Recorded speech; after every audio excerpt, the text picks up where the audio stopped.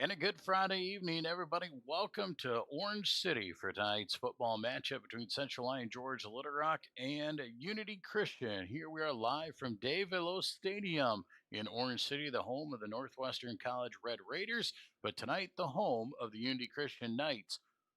The Knights come into tonight. They are looking for a big win here tonight. The Knights are sitting on top. They are tied up there with Western Christian. They're tied with Cherokee. And with a win here tonight, they are going to have a really good shot at picking up their very first district title in Class 2A District 1. They have never won a district title in the history of their school. They've got a chance here tonight. First, they've got to win, and then they need some things to go their way. We'll talk about that in the playoff picture a little bit more down the road. Come halftime, we'll go through a little bit more of that. We'll discuss how things could work out, how the seedings might work, and how the tiebreakers could come into play. Because a very interesting Class 2A District 1 with different teams winning and losing and different upsets that have gone on throughout the season. It's been very diverse, so close, and we know all about how close this district is, as we have been right in it. We've been right in a lot of these games, and we just haven't been on the right side of those close games. But we can tell you that we've seen all those other teams, and we know how well we can play with them, so we know how close that they can play with each other. And some lot of interesting things coming out here in the final week of the regular season. Playoffs on the horizon.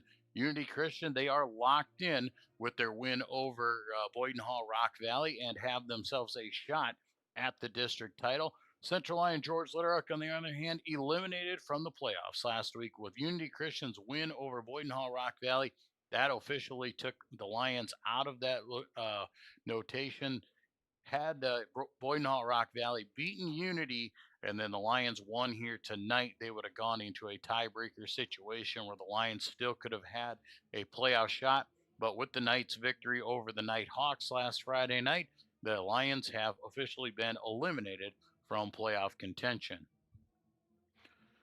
Here we are in Orange City. It is senior night and a big senior night for them. You see a couple seniors and the cheer squad down in front of us. Over to our left, up high above Dave Veloz Stadium here, a beautiful facility for Northwestern College and for the Knights to play on. Also where MOC Floyd Valley plays as well. We are high up above. We are in a beautiful press box up here and very well contained, and looking forward to a good matchup here tonight. We're really hoping that the Lions can put together a big win here tonight. And as their last game of the regular season, we'd love for these seniors to go out on a high note. We talked to Coach Curtis even a little bit earlier today about that. That is the goal, is to send these kids out on a high note, send them out with a victory here tonight. Obviously, Unity looking for that first district title. They're going to have to win. They also want to win pretty big because they're looking at a point differential if it comes into a tiebreaker situation. So Unity Christian, not only do they want to win, they need to put up some points here tonight as well to try and put themselves into position for that district title and the number one seed coming out of Class 2A District 1. We'll come back here in just a few moments. We'll talk to Coach Curtis even about tonight's matchup and this final game of the regular season. But up next, when we return, we will come back and hear from the coach of the Unity Christian Knights, Josh Van Kempen, when we return to Central Lyon George Little Rock Lion football here on the Central Lyon Broadcast Network. Frontier Bank is my financial teammate for my college career and beyond. Frontier Bank's mobile app allows me to deposit checks, check my finances, and just really check my account anytime I need to.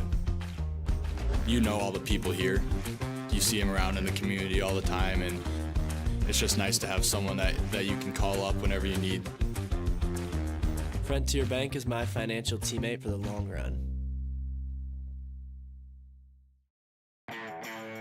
You love our lineup of legendary Pizza Ranch pizzas.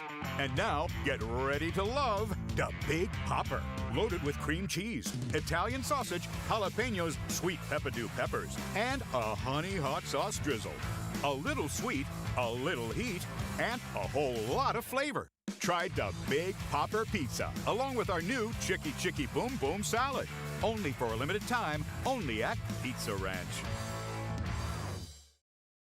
And we welcome back to the pregame show. It's time to talk Unity Christian football with the head coach of the Knights, Josh Van Kempen. Coach, first of all, thanks for joining us here this week. Yeah, thanks for making time for me.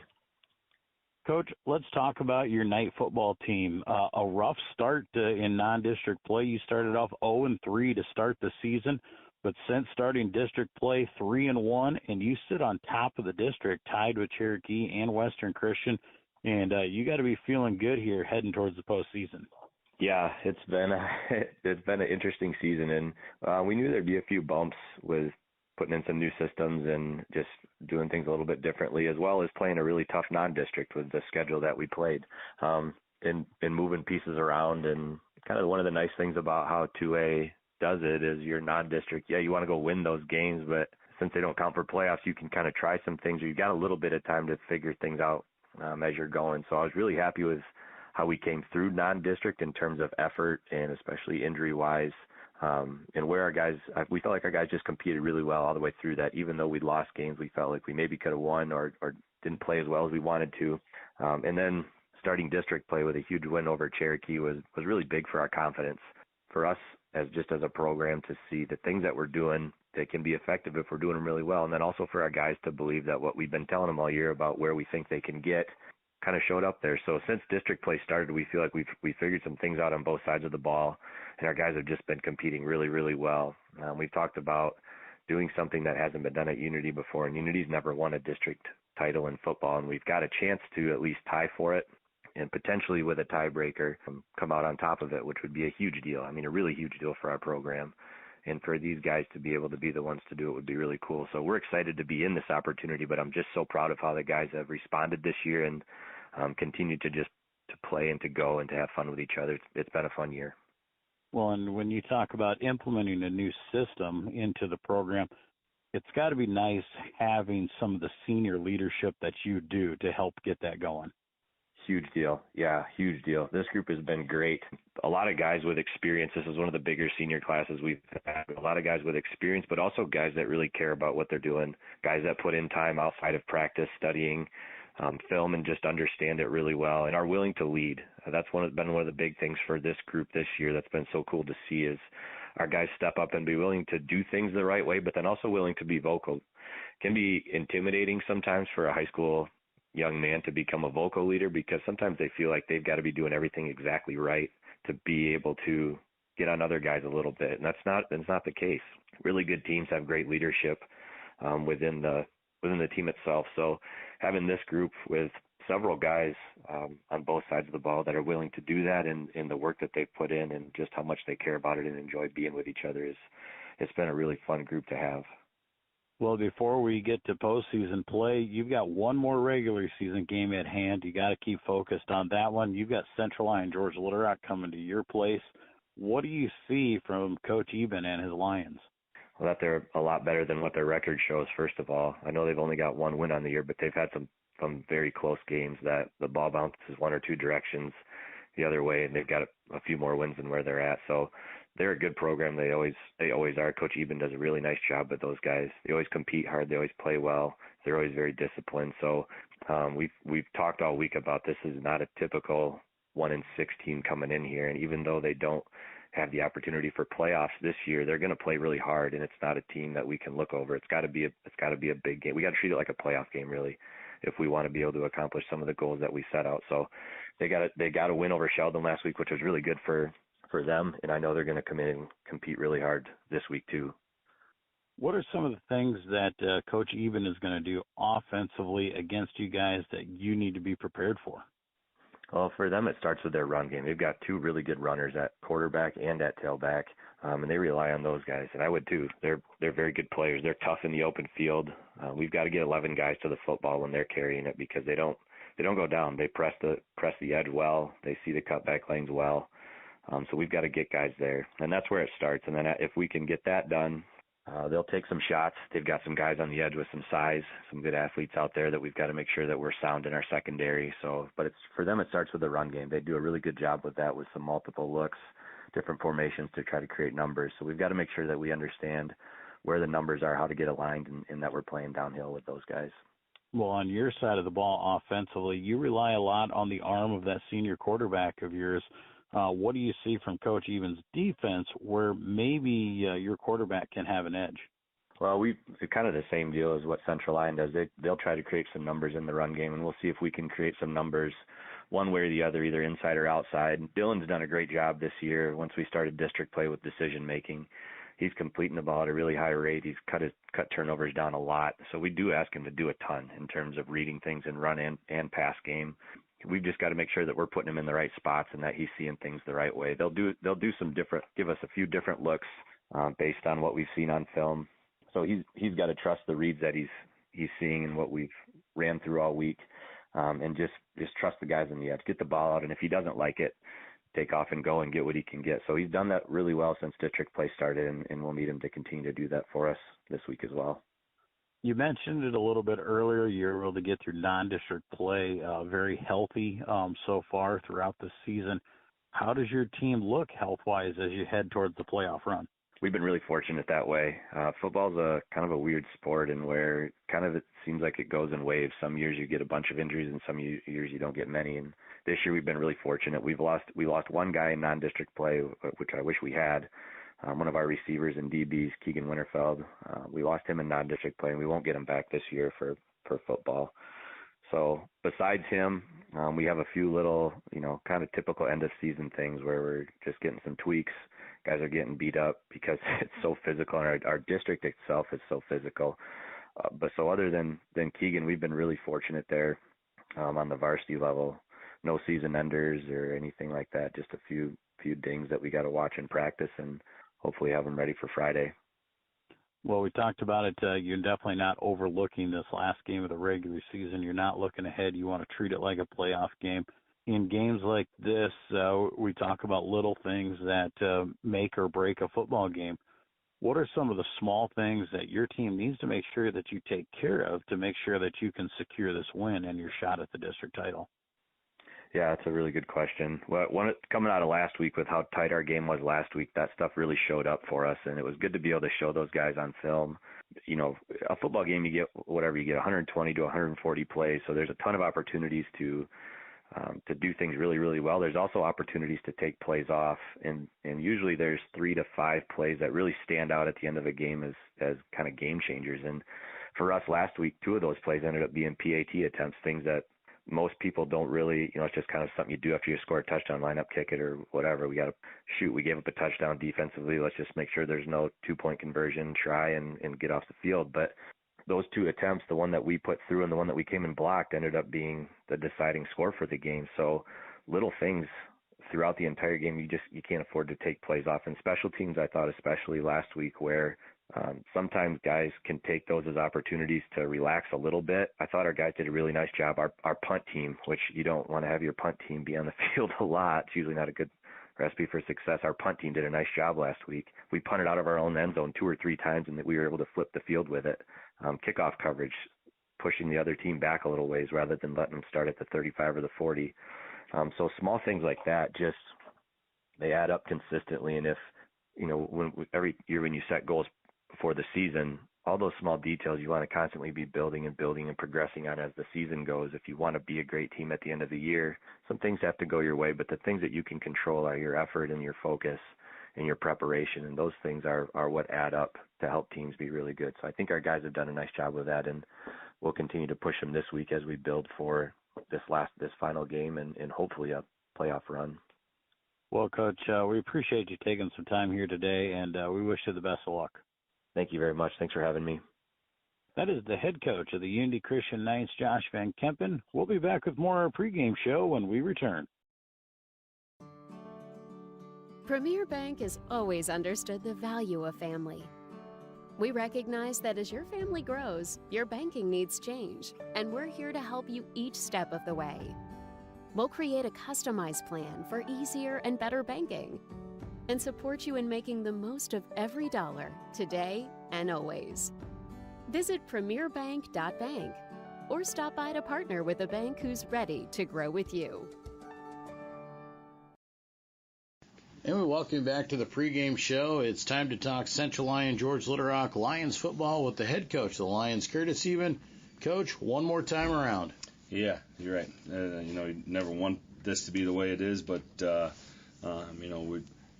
had a good week of practice, and leading into tonight's game, Well, Coach, let's talk about last week first. Went on the road to Sheldon, picked up that all-elusive first win of the season.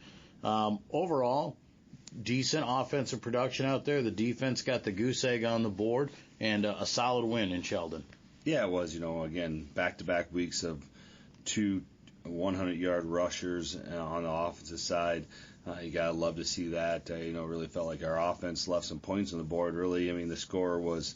The game was much more out of reach than what the score was. Really felt good about the way we moved the ball and did things on the offensive side.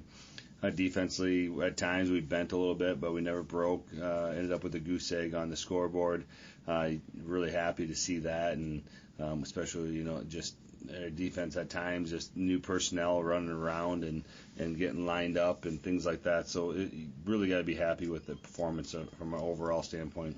And for the kids as well, they've worked so hard all year long and just have not been able to get over that hump. To finally get over the hump and get that win, it's got to be a good feeling for them.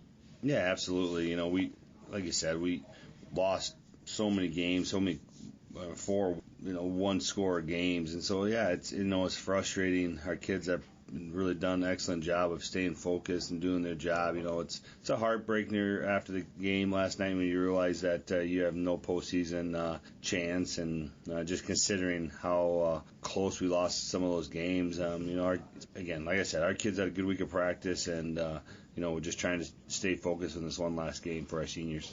Well, let's talk about that last game. We're going on the road once again over to Unity Christian, a field that we traditionally struggle with a little bit over there. How, you said we've had a good week of practice. How are we prepping to go into this final game against the Knights? Yeah, obviously, we still have some injuries. Last week we lost KT, Cash Sambolt still battling, and on top of the list that we already have. We continue to move kids around, and again, just something different every day in practice. Jaden, our quarterback, has been sick for most of the week. Hopefully he can go tonight, but hasn't been much practice going on for him. But if not, Liam will step up, play quarterback for us, and we'll continue to roll. So, Unity's got a good ball team. They're very well coached. It starts with a quarterback that's a 3-year starter for him, the Bosma kid, a Waringa kid, and a Van Dong kid that play wide out for him. Overall, just a really very good, solid football team. They're going for a district title tonight, and so they got a lot to play for. Again, it's one of those things that, we just got to control what we can control and do the little things better. Going into this final game, like I said, no playoffs for us. They're trying for a district title, so they've got a lot to play for. It's kind of fun when you can tell your kids you get to be the spoiler. Yeah, for us, the biggest thing is it's our last game, and I told our seniors and even our juniors, this is your last time on the football field tonight, so let's go out and have some fun. Just play loose and play fast and let things happen. So, it's one of those type of games where it's going to be an emotional game from all aspects when it comes to that. So our guys, again, hopefully can go out and set tempo early and get things rolling. Well, you just alluded to it there. It is the final time for the season. It's the final time for these seniors to put on that CLGLR football jersey. What do you say to those seniors tonight? Yeah, you want to go out and make a memory that you can walk off that football field last time with the victory, and so we talked about it last night. Good group of kids that put a lot of time and effort in our program. Just things didn't shake out the way we wanted them this year with obviously the record not making postseason, but guys that have committed a lot to our program. So just hopefully we can go out and set a tone early and walk off that field with the victory for our seniors. Yeah, it would be a great testament to these guys after their 4 years that they've put in here and the dedication there. To go out with a win would be a great momentum. Oh, yeah, absolutely. Like you said, they put a lot of time and effort. Our guys are all the way through, from the flag football standpoint as little kids all the way through to the high school program. A lot of dedication, a lot of pride, and there's no doubt these seniors, have showed some of that throughout this year and in the previous years. Well, we know that it might be a little bit windy tonight out there at Orange City. That bodes well for us against Unity because they do like to throw the ball a lot. What are some of the things that we got to look for? What are the things we need to do to try and take that win away tonight? The biggest thing is, we defensively we got to be held accountable. We got to know where guys line up. We got to line up ourselves, put pressure on the Bosma kid as much as possible, control their run game. Again, it's and offensively we just got to we got to move the ball, sustain some drives like we did last week, capitalize on third down. Third down all year hasn't been great for our conversion percentage, so hopefully we can improve on that. We're going to play on a turf field. Should be a fast field, fast environment. So, again, you got to take care of the football, do the little things right, and hopefully we can, walk out that field feeling well about how the game went. Well, Coach, we appreciate your time all season long. It's the end of the year. It's always the tough part. We want to make sure that this last win goes out with a win. Absolutely. Thanks for having me, Joel. That is the head coach of the Central Lyon George Little Rock Lions, Curtis Eben. We'll be back with more of the pregame show when we return. Here's to welcoming moments, big and small. At Avera, our nationally recognized health system will be right here with you, with care and coverage. Partner with Avera for more hellos, more hugs, more memories. We'll move you forward through sickness and health, and every milestone in between. Hello possibility. Hello healthy. Hello life. Avera, moving health forward. DeNoble Austin & Company PC, certified public accountants, offers a variety of services including payroll, auditing, sales tax, financial statement preparation, and of course, income taxes. Whether you're a farmer, small or large business owner, or just require some assistance with your personal finances, DeNoble Austin & Company PC can save you time and peace of mind with the skills you need and the service you expect. Located in Rock Rapids and Laverne. On top of a hill in the heart of our little town, there's a place where the coffee's always hot and the smells are even warmer. At Hilltop, we brew more than just coffee. We brew connection, comfort, and community. Locally roasted, lovingly served, always welcoming. Come in, slow down, and stay a while. Hilltop, your coffee, your community.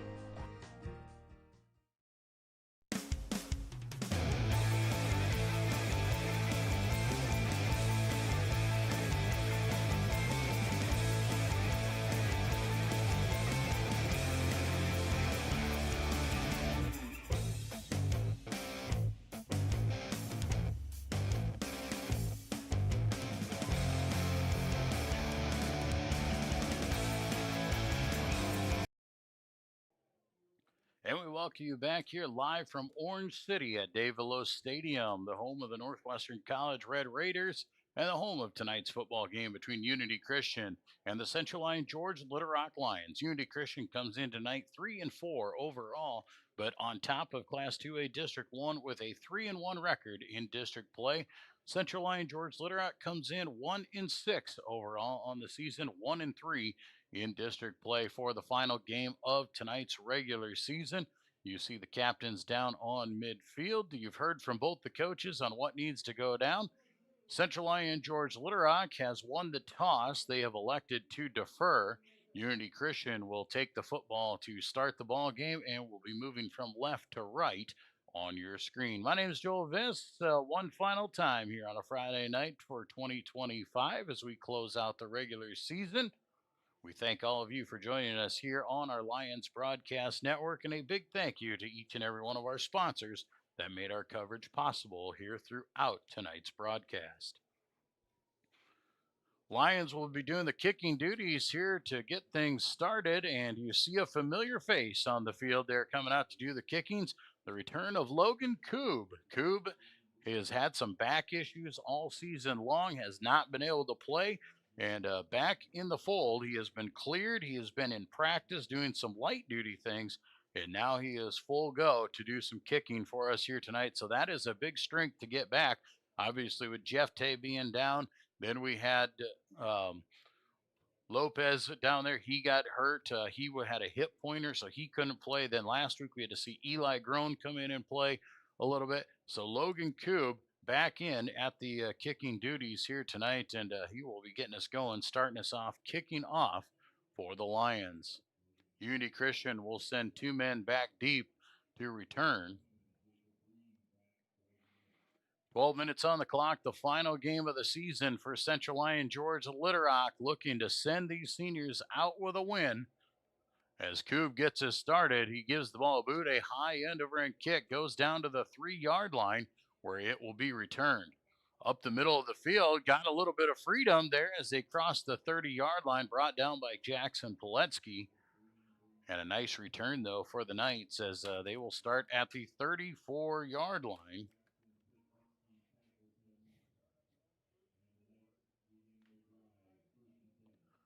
First down and 10 for the Knights here as they get things started. We talked about it with their coaches. It all revolves around senior quarterback Dylan Bosma, a 3-year starter. Empty backfield for Bosma right now as they go 4 wide, send twin receivers each direction. Now a man comes in motion here from left to right, back to pass, looking out in the flat, has his man. It is caught at the 45 and out to the 47, give him the 48-yard line. A 14-yard pitch and catch right off the bat goes to James Foreman. That is what the Knights want to do. They want to stand back there. They want to let Bosma throw the ball around. Running back Eli Rushman only has 100 carries, just over 100 carries on the season. Dylan Bosma, the second leading rusher, he has just about 55 or 56 carries. So they do not run the ball very often. They want to throw it and wing it around. First and 10 once again. This time they will run the ball with the quarterback. Bosma on the keeper left side. Beats his man down the sidelines. Koiker has to run him down from behind. Little juke move able to get by Koiker. And down inside the 35 to the 34. An 18-yard pickup for Dylan Bosma. And 2 big plays right off the bat for Unity Christian. Looking sharp offensively to start this ballgame. Only a minute into this first quarter, it's been 2 plays. It's been 2 first downs for the Knights. Lions defense trying to shore things up. Knights in that pistol formation. They got trips to the right here, single man up top. Handoff was out to the outside. Now a quick pitch pass out to the flat. Breaking a tackle, running out of bounds inside. And knocked out of bounds at the 22-yard line. So another 12 yards and another first down. Knights doing a nice job of moving the ball down the field. Austin Wieringa on that one. He is the main target and the focal point for this Knight offense. First and 10 Knights on the move. Ball goes to the quarterback on the option again over the left side. He beats Liam Vandersee, jukes him out of his shoes and runs in for the Knight touchdown. 22 yards. And the Knights not wasting any time moving down the field and putting some points on the board. And we've got some, you're on a college field as the lights start to flicker after the touchdown. 22-yard touchdown run for Dylan Bosma, just a minute and a half into this one. And the Knights come on to kick the extra point. Snap is out. Snap is good. The kick is good as well. And just like that, Unity Christian, a 7-0 lead over Central Lyon George Little Rock early in this one from Orange City. We'll be back with more Class 2A District 1 football on the Lions Broadcast Network. Murphy Family Dentistry has been serving and supporting the Lions and all of Northwest Iowa for over 25 years. We are located in Rock Rapids just off Highway 75. Our friendly staff is ready to help cheer up your smile for another Lion victory. Call us today to schedule for all your dental needs or visit us online at www.josephmurphydental.com.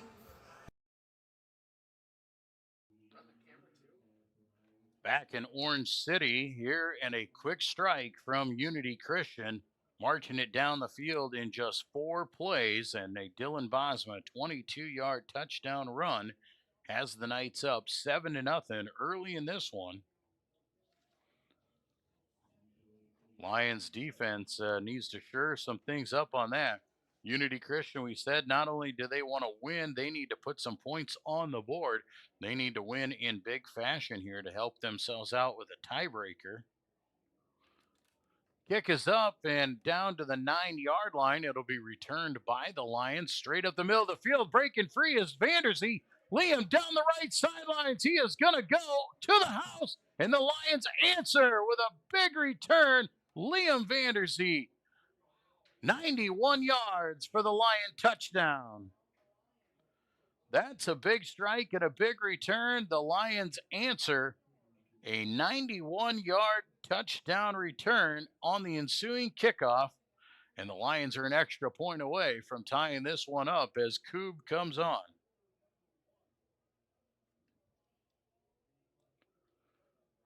So Liam Vanderzee with a big return, the senior for him, making the most of his opportunities.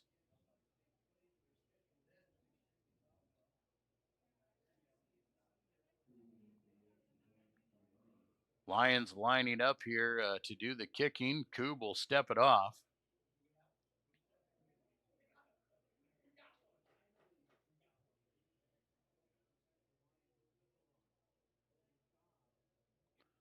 Hold is down, the kick is up, and the kick is through. 10-12 to go here in the first quarter. Lions with a quick answer, ties it up at 7. We'll be back with more Lion football here on the Central Lion Broadcast Network. Hit one out of the park with a new or pre-owned vehicle from Papik Motors. With 3 convenient locations in Laverne, Rock Rapids, and Sibley, our team is ready to help with all of your automotive needs. Swing in today and let the hometown team be your dealer of choice, or visit us online at papik.com. Papik Motors makes it so easy. Back in Orange City, where the Lions have answered, the Unity Christian Knights put together an offense, very impressive, march down the field and put points on the board in a hurry. The Lions answer. Liam Vanderzee, a 91-yard touchdown return on the ensuing kickoff to tie the game at 7 here early in the first quarter. We are less than 2 minutes into this one, and we've got 2 touchdowns. Lions have to sure some things up on the defensive side. They're going to get another opportunity here after the Vanderzee return.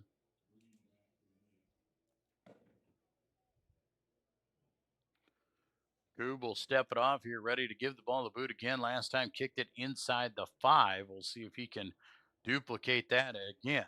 No wind to aid the kickers here tonight. The flag in the south end zone, laying flat on the stick. Shorter kick this time, down to the 7. Will be returned around the outside. Lions pursue and bring down the return man at the 28-yard line. Better on the coverage team this time, able to corral them in, staying in their lanes. And we'll see if the Lion defense can make the adjustments needed here as the Knights offense comes back onto the field. Dylan Bosma made a lot of really good decisions on that last drive. He ran the option twice on there. He had a RPO where he threw it to the outside, had a couple nice passes, and it didn't take long for them to march their way down the field. 1st and 10 for the Knights as they line up in it. This time they'll hand up the middle to their tailback. Eli Rushman on the carry will get a couple as he leans forward. Looks like they will give him 2 out to the 30-yard line. 2nd down and 8 will be the call here for the Knights as they break the huddle. They don't waste a lot of time. Still plenty of time on the play clock. Still 25 seconds into it as they are lined up and ready to go. Quarterback keep again, throws out into the flat, has his man, makes a guy miss, gets downfield, and knocked out of bounds for a 1st down at the 40. Now for a 10-yard pickup, Jacob Breen on the reception there for the Knights. Tough to defend there as Bosma goes on that option. We saw that he can do it with his legs if he needs to, but very aware to throw it to the outside. He's just reading the defense and knows when and where he needs to get rid of that football. 1st and 10, Knights at their own 40-yard line. Handoff goes up the middle once again to Rushman. Nothing doing as the interior defensive line for the Lions able to knock him down. Another 2-yard gain. Kruger in on that one. Wyatt Minter also in on there. You got Cale Harmon in on the defensive tackle spot.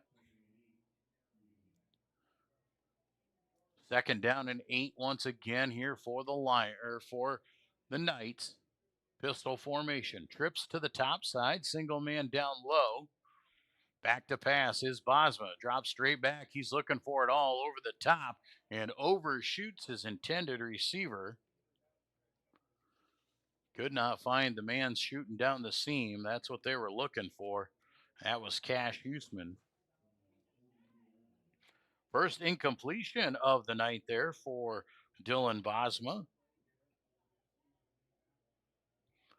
Sets up third down and 8. Big feather in the cap if the Lions get a stop here and force a punt and get the ball back.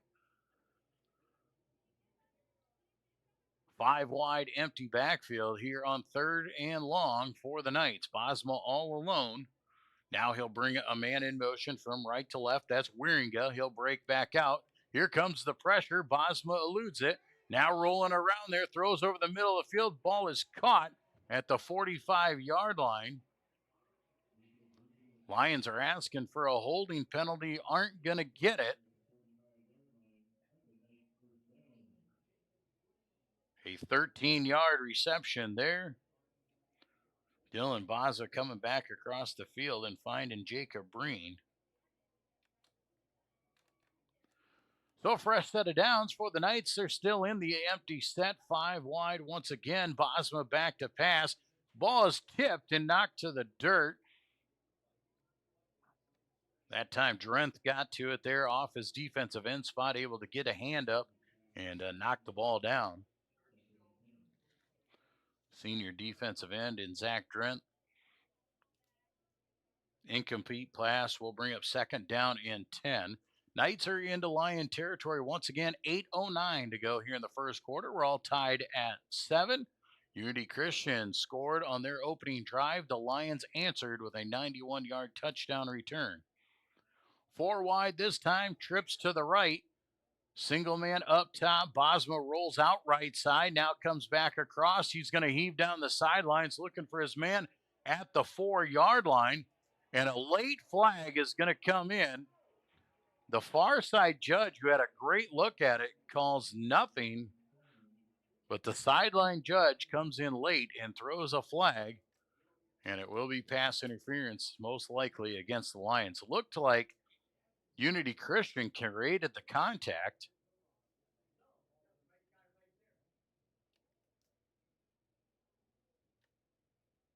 Backside official is coming over talking to the sideline judge, confirming what he saw.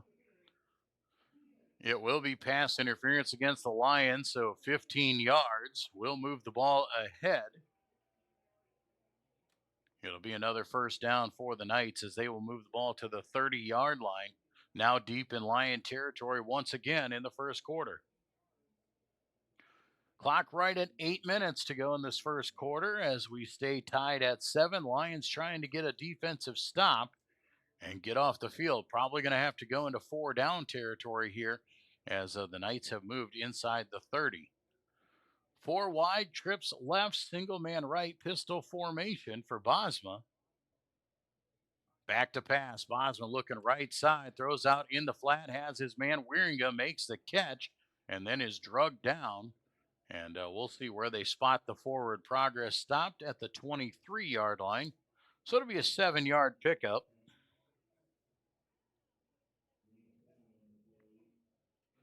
Second down and 3 now for Unity Christian. Pretty easy throw right there for Bosma. Just stands back there. Nice big target in Austin Wieringa. Wieringa at 6'1", 185 pounds. Twins each way this time. 4 wide in the pistol formation. Man in motion. That is Breen from right to left. Hand up over the middle. Goes to the tailback, but he goes nowhere. The Lion defensive front shutting down Eli Rushman for no gain. And that'll bring up third down and short.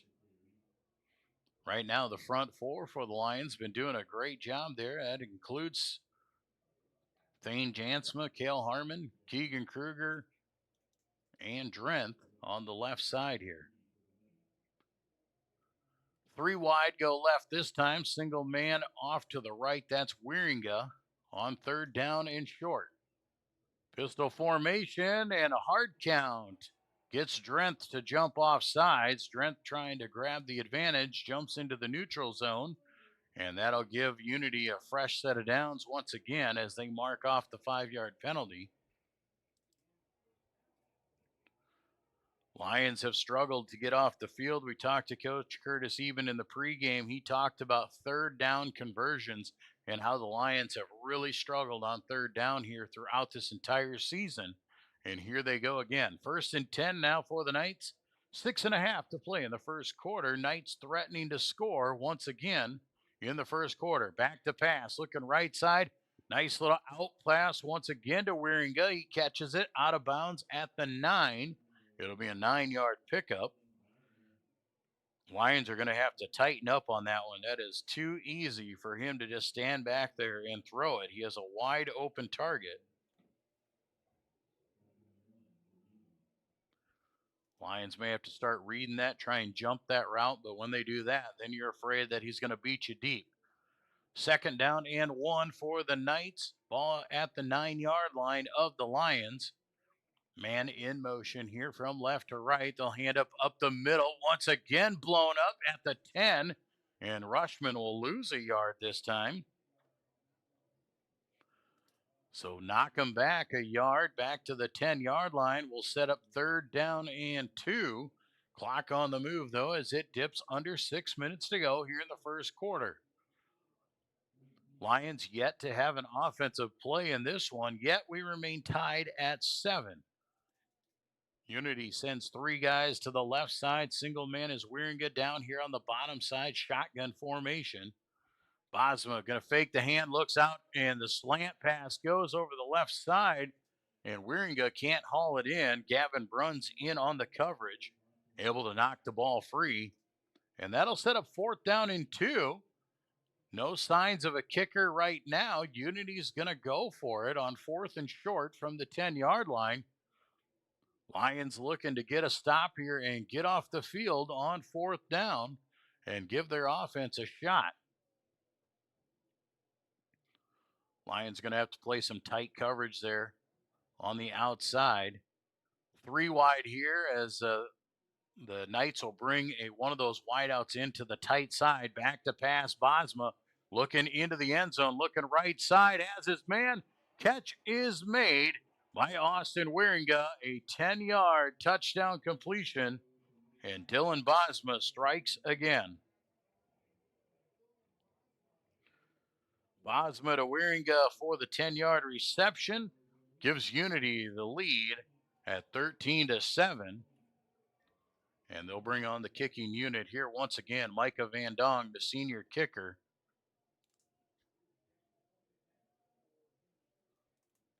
Good snap and hold. Kick is up, and the kick is through.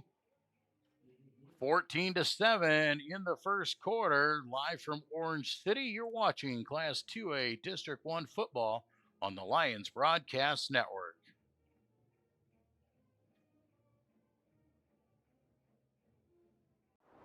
A community is a place, but it's also a connection. It's where we all plant roots, raise our families, build our lives, and take care of each other. It's something we have in common, and it takes world-class care to keep communities like ours strong. We work together to live, to hope, to heal, because that's what neighbors do. Here for all, here for good.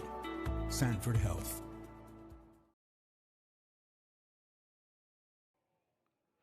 Back in Orange City, Joel Viss with you here live on the Lions Broadcast Network. 14-7 as Unity Christian scores once again with 5:32 to go here in the first quarter. Knights are perfect 2 for 2 on their drives here tonight. Lions yet to run in offensive play, as last time they scored on a Vanderzee return. Not even going to get a chance this time as the Knights kick the ball out of bounds. And the Lions will bring it up to the 35-yard line where their offense will come onto the field.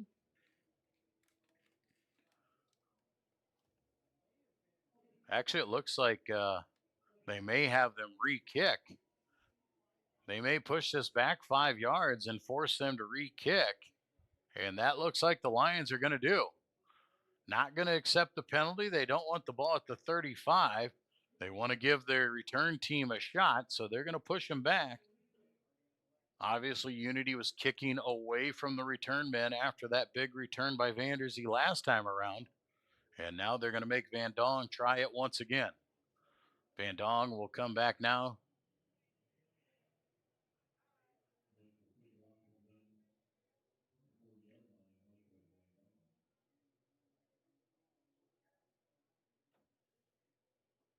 Right now, they got the ball teed up at the 40. They need to walk off the penalty here, so they got to back them up to the 35. Now the officials got it. So they'll move back to the 35 where Van Dong will set up. Liam, Vanderzee, Michelet, Saddam standing back at their own 15-yard line to return.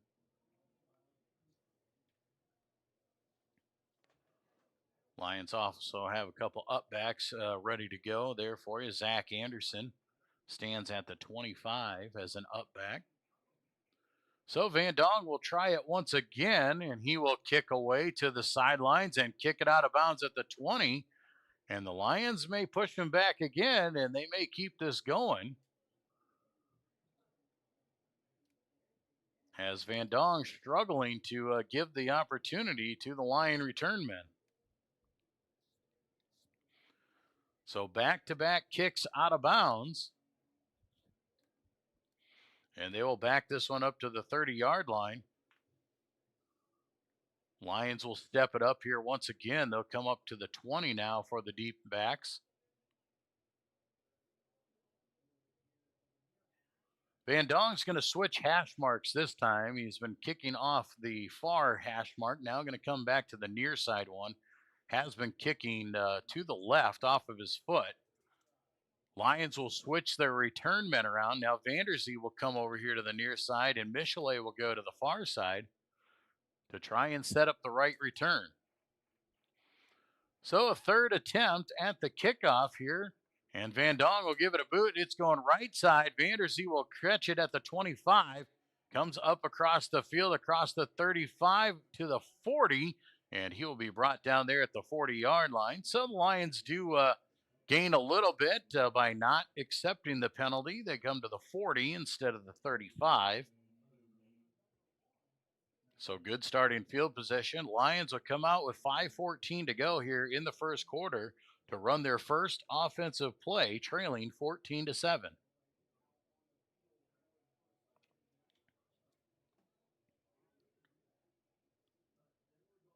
Lions will break the huddle here. They'll send twin receivers to the top side. Maxwell, the lone man, here to the bottom.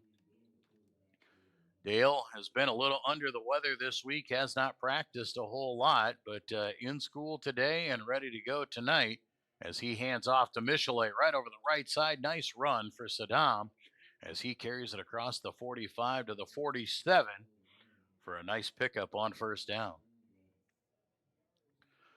7 yards on first down sets up second down and 3 for the Lions. Lions will take their time here. Not going to move nearly as fast as Unity would like. Unity obviously likes to play fast. The Lions are going to change the pace on them and slow it down. Here's your trips left on the tight side. Hand off to Michelet. Michelet across the 50 down to the 48, maybe the 47. Looks like that's where they will mark him. Enough for a first down on the 6-yard pickup. So Lions march their way into Unity Christian territory here, set up first and 10 from the Unity 47-yard line. Clock on the move at 4:10 to go here in the first quarter. 3 touchdowns on the board already. 2 offensively by the Knights and a big return by the Lions. Twins right, single man to the left. Egan Peterson in at the H-back will shift from right to left. Handoff goes up the middle to Michelet. He'll carry it down to about the 45 for a pickup of 2. Pretty well read that time by the defense, able to crash down and wrap up Michelet. We'll set up 2nd down and 8 now for Central Lyon George Little Rock. Lions look over to the sidelines. Twin receivers go top side. That's Leo Groen way to the top side. Liam Vanderzee in the slot. Maxwell here on the bottom side. Pistol formation for Dale. Dale calls it out. He'll fake the hand. No, he will give to Michelet. Michelet tripped up. Does keep his feet underneath him and gets some positive yards. Tried to cut back across the green, and I think his feet got tangled with one of his own offensive linemen. Takes the ball down to the 42-yard line for a pickup of 3. Be 3rd down and 5 coming here for the Lions. Lions get positive yards here. Most likely will go for it on 4th down. The negative yards might make them think about punting. Twins right, single left, shotgun formation this time. Fake the hand, quarterback keeper left side. Dale's got lots of room downfield. He picks up a great block from Maxwell down the sidelines and out of bounds at the 15-yard line. And a big gainer for Jaden Dale has the Lions in business. 32-yard run for Jaden Dale. Picked up an amazing block on the left side. Ryland Maxwell as a wide receiver doing a great job of blocking downfield, opening up the corner. 2 minutes to go here in the first quarter. Lions threatening 1st and 10 at the 15-yard line of the Knights. Twins left this time. Single man has grown to the top side. Vanderzee and Maxwell are the left. Quarterback keep again, trying to get to the corner. Dale has to sidestep a few defenders. Does get back to the line of scrimmage. Might give him a yard of forward progress, and they will. Just could not get to the outside. Defensive end for the Knights got upfield, made him cut back underneath. 2nd down and 9 for the Lions here with 1:25 to go in the first quarter, trying to answer the Knights score and tie this one up once again. 3 wide once again for the Lions. The twin receivers go to the right side. Single man in tight down low. Going to throw out in the flat there too. Maxwell makes the catch at the 10. Fights his way down near the 7-yard line. It'll be a 7-yard pickup and a few yards short of a first down, but it'll set up 3rd down and 2. Maxwell with a 7-yard reception. Just a nice little tight out play. 3rd and 2. Lions set up. 35 seconds to go here in the first quarter. And they'll bring in the heavy package. Peterson and Shipper in as the upbacks. Michelet the deep back as Dale's under center. Handoff goes Michelet left side. He breaks through the first set. He's got a first down as he's down to the 4. Give him the 3. So a 4-yard gain for Michelet will move the chains and set up first down and goal. Lions look to stay in the heavy package here. They'll stay in the power I. Powered to the left side here. Now Peterson shifts, power it to the right. Unity bringing a lot of pressure. And the Lions were going to try and go hard count and draw the Knights off sides before the end of the quarter. But they'll let the time run out. That'll bring us to the end of quarter number 1. Unity leads Central Lyon George Little Rock 14-7. As we head to quarter number 2, we will have first down and goal when we return to Orange City for Class 2A District 1 football on the Lions Broadcast Network. My name's Elin, and I like sports because I like watching them. My name's Miles, and I just like the school in general because our teachers are nice and we get to do a lot of fun stuff. Hi, my name's River, and I like the sports teams because my mom coaches the basketball team. Siebert Foltz, local, true, insurance, real estate, all for you.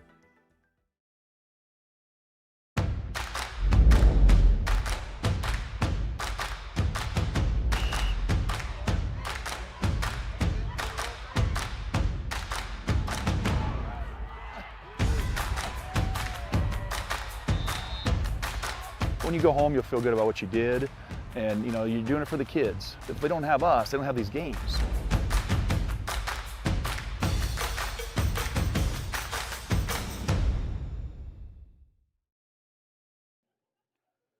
Back in Orange City for the start of quarter number 2 here in Orange City. We've got a good one so far. Knights leading Central Lyon George Little Rock 14-7, but the Lions are threatening.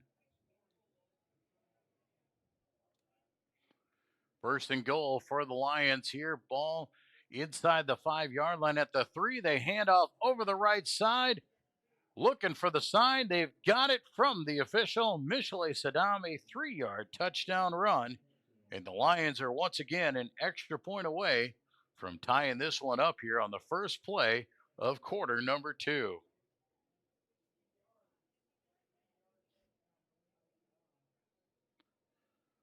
Logan Koob on to do the kicking here once again. Egan Peterson in at the long snapper. Jaden Dale, the holder.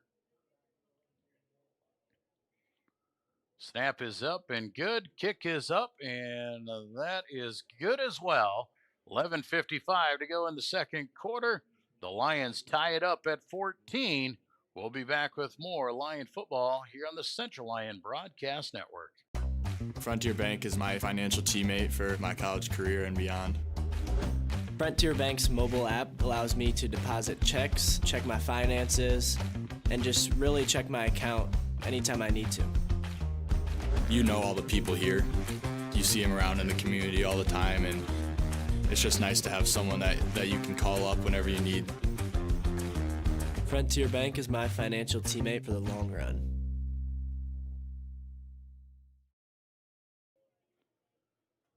Welcome back to Orange City at Dave Eloy Stadium. Here, home of the Unity Christian Knights, home of the Northwestern College Red Raiders.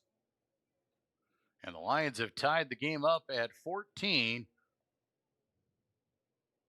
on the first play from scrimmage in the second quarter. A 3-yard touchdown run by Michele Saddam. Logan Koob on to do the kicking duties here once again. How nice is it to have Logan back in there? Extra points you feel are a formality until you're missing your lead kicker out there. So it's nice to have Koob back in the ballgame. Low line drive kick will bounce at the 12, be fielded at the 6, and returned up the middle of the field. Got some running room, but finally drugged down. Lions able to reach out and snag him. Do believe that was Cale Shipper grabbing on and making the grab.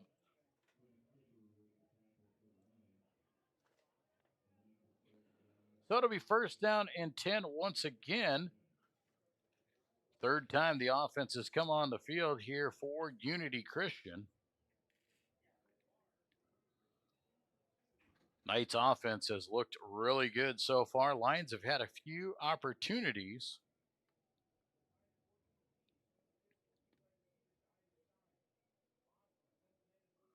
For on first down, they're going to hand off over the left side, going to Jacob Breen. Breen will get forward to the 35, then be brought down. Cash Sambolt pushes him back into Shipper. Jacob Breen, his first carry of the night. Going to be a 4-yard pickup on first down. That'll set up second down and 6.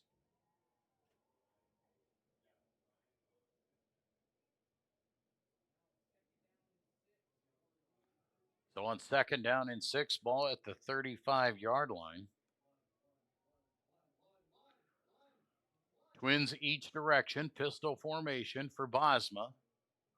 Calls it out. He'll hand off. Now he'll keep, rolls out over the left side, slides down as the Lions were bearing down on him. Tynan Shipper was there. Caleb Quaker was coming up as well. Does pick up 2 yards on the carry, but very minimal damage.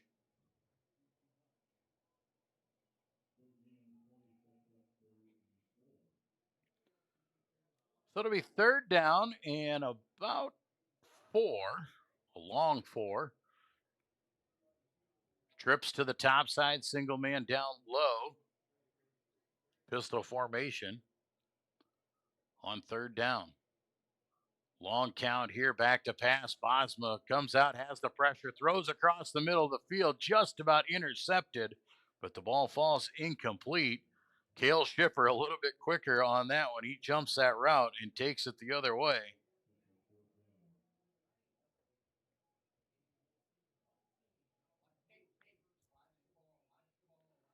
So it'll be fourth down, and it looks like the Lions have forced a punt here.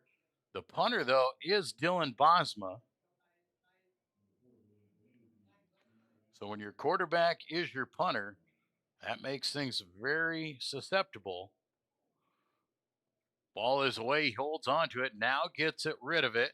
It'll bounce. Take a good bounce there. Vanderzee will grab it at the 17. Get back out to the 20 where he's drugged down. So Lions get a stop. Bosma very good at holding on to that football ready before he kicks it. Allows another second or so for his coverage team to get downfield and get to Lyon. So Lions will take over. First and 10 at the 20-yard line. 10:08 to go here in quarter number 2. We're all tied at 14. Lions scored on their opening possession. Have only had one possession, even though they have 2 touchdowns. If you're joining us late, Lions had a 91-yard touchdown return by Liam Vanderzee in the game. Vanderzee now in motion from left to right. Fake the hand. No, they do give to Michelet. He fights off a couple tackles and gets downfield for 2. Tough couple yards there on first down. We'll set up second down and 8.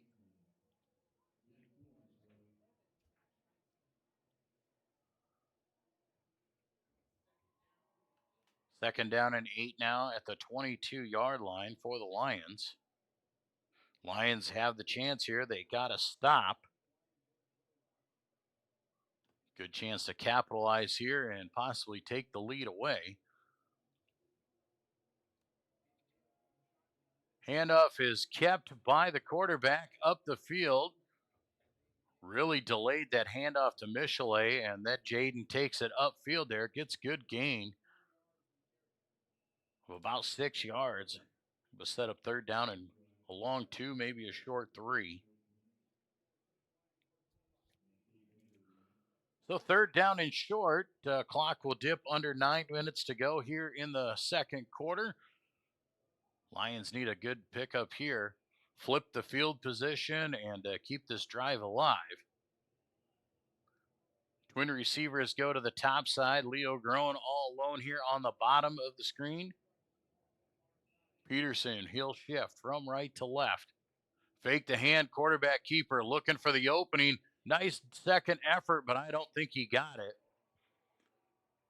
Jaden was looking for it and took a hit, spun off of it, but he's going to be about a yard short. That'll bring up fourth down, and the Lions are going to be forced to punt this ball away. Logan Koob going to come on do the kicking duties as well here, as he will be the punter as well as the kicker.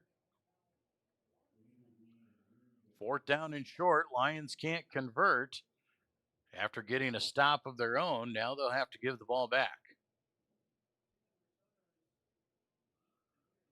Good snap goes out there. Koob gets the ball away. High spiraling kick will be caught at the 35 and brought upfield to about the 45, about a 10-yard return for the Knights, and they will start with some decent starting field position.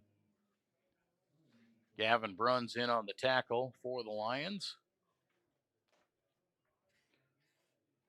So Unity does get a stop of their own. They'll get the ball back, a chance to capitalize. Ball will be put back at the 44-yard line is where they will say Austin Wieringa was taken down on the return. Knights will go empty backfield on first down. 5 wide, 3 to the left, Twins to the top. Wieringa comes in motion. Back to pass is Bosma. Here comes the heat. He's going to have to tuck, and he's going down. Nothing doing. All 4 Lion defensive linemen got a piece of him, and finally he gets tripped up by Drenth, and the sack will go for a loss back to the 39.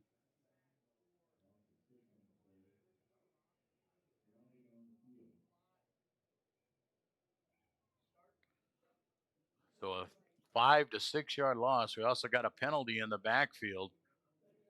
Holding against the Knights was the call. Lions will decline that penalty.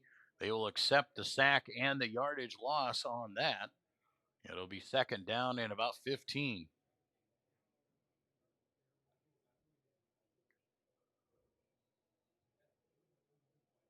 Ball back at the 39-yard line. Knights behind the chains. As they break the huddle, they'll bring the tailback of Rushman back into the game. He'll stand to the right side of Bosma. Twin receivers go each direction. Man in motion. That's Breen from right to left. Rolling out left side. Here comes the heat again. Throws back underneath. Rushman makes the catch, but he is blown up for a loss of 2. Lions were on it, and it's the Shipper show in the backfield. 2-yard loss on that reception. The heat came from the right side there, and nothing for Bosma to do but find Eli Rushman, and Shipper was all over it. Third down and 18 now. Ball back at the 37-yard line. Knights come back in here. They will send 3 wideouts this time. Going to bring in an extra blocker as they will put Cash Usman as an up back there, tight on that end spot. Back to pass. Going to throw on the wheel route out of the backfield. The tailback makes the grab, takes it into Lion territory down to the 40, and they catch the Lions off guard. A little wheel route out of the backfield. 23-yard reception that time for Eli Rushman.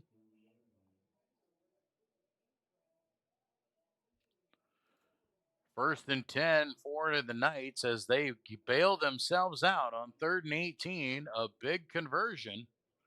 Now 5 wide. Empty backfield for Bosma on first down again. Back to pass. Looks right side. Little hitch pass out to Breen is caught at the 35. Easy 5-yard pitch and catch.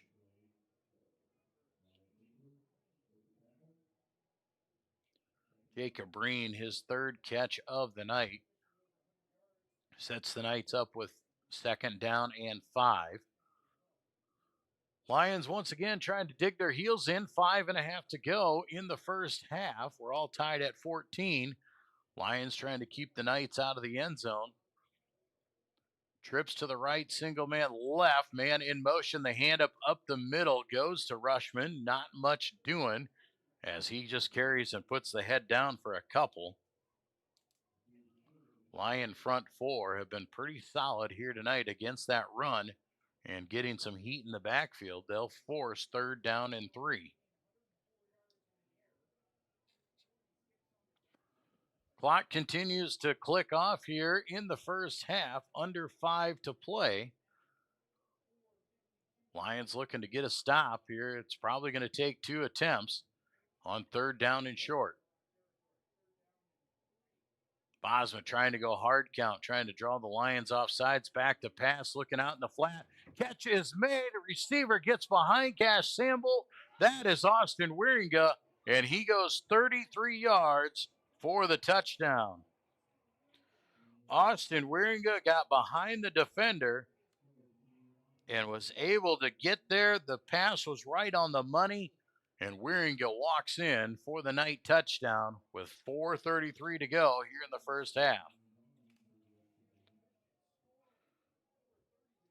A heartbreaker there, as the Lions had 3rd down and forever against the Knights. High snap, and the ball is still up and able to kick the ball through.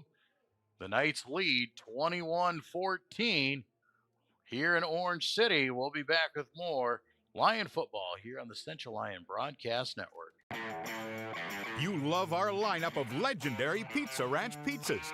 And now, get ready to love the Big Popper. Loaded with cream cheese, Italian sausage, jalapenos, sweet pepperdew peppers, and a honey hot sauce drizzle. A little sweet, a little heat, and a whole lot of flavor. Try the Big Popper Pizza, along with our new Chicky Chicky Boom Boom Salad. Only for a limited time, only at Pizza Ranch.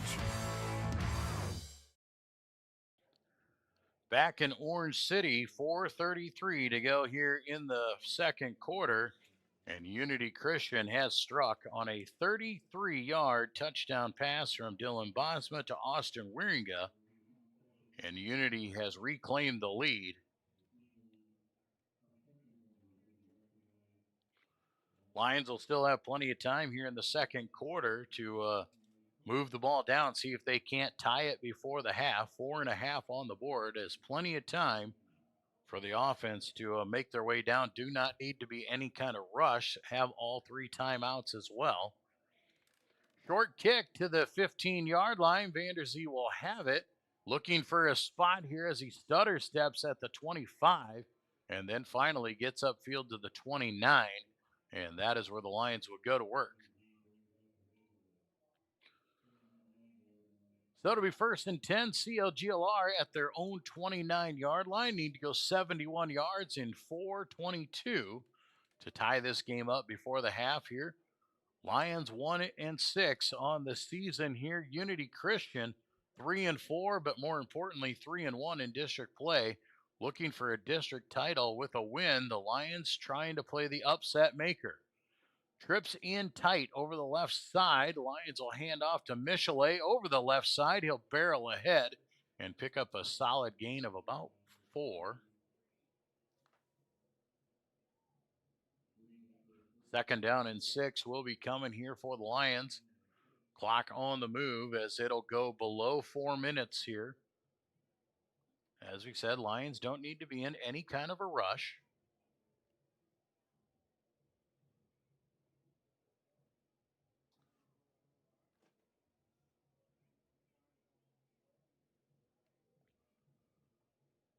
Shotgun formation once again. They've got those tight trips over the left side. Leo Grown here on the bottom side. They'll go to the out pass. It is Grown. He makes the grab at the 35, gets up to about the 38. So it'll be a 5-yard pickup on second down. Going to leave him about 2 yards short.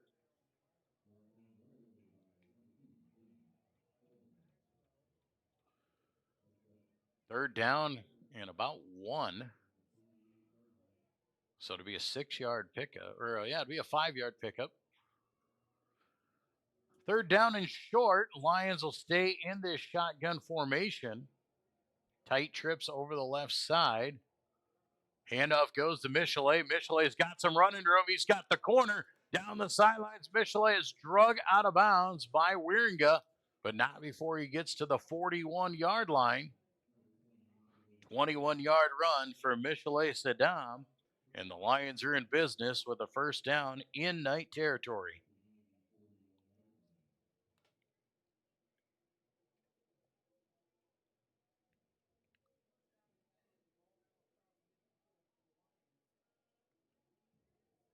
Lions will break the huddle here.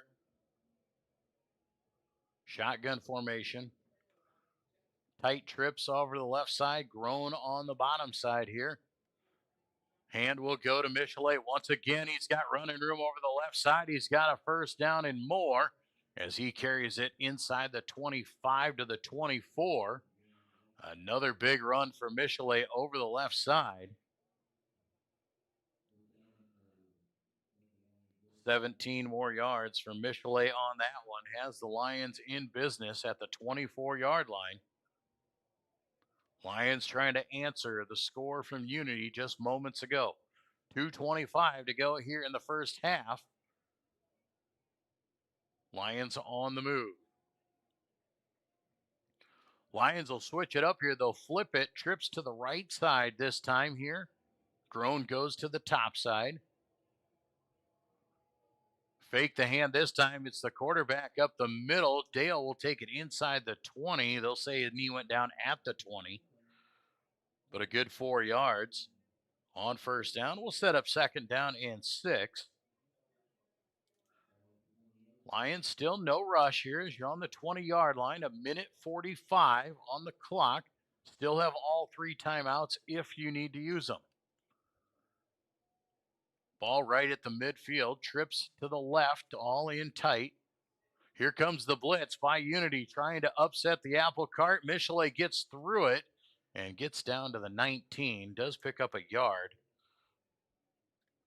So he does pick up positive gain. It'll set up third down and about 5, though.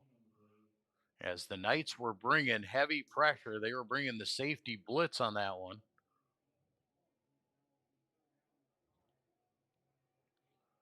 Obviously, 4-down territory for the Lions. Clock gets down to a minute to go here in this second quarter. Lions still looking to tie it.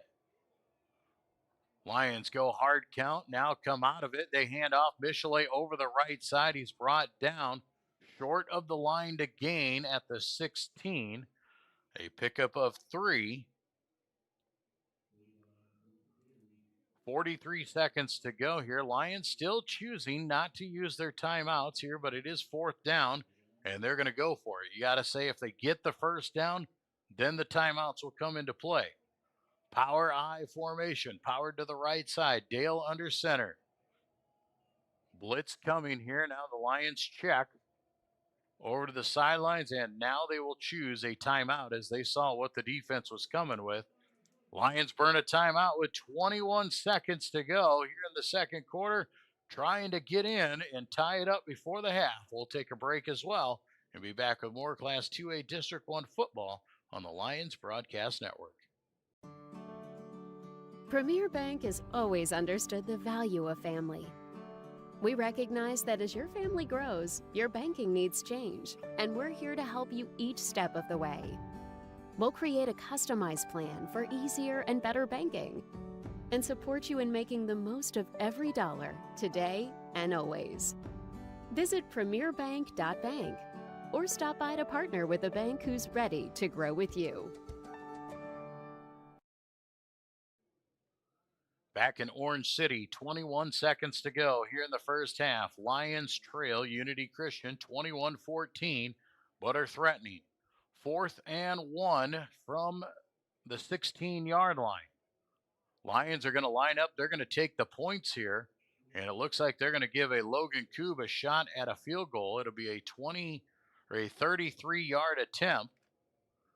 Egan Peterson on the snap, good hold. Kick is up, and the kick is through. So it's 16 seconds to go in the half.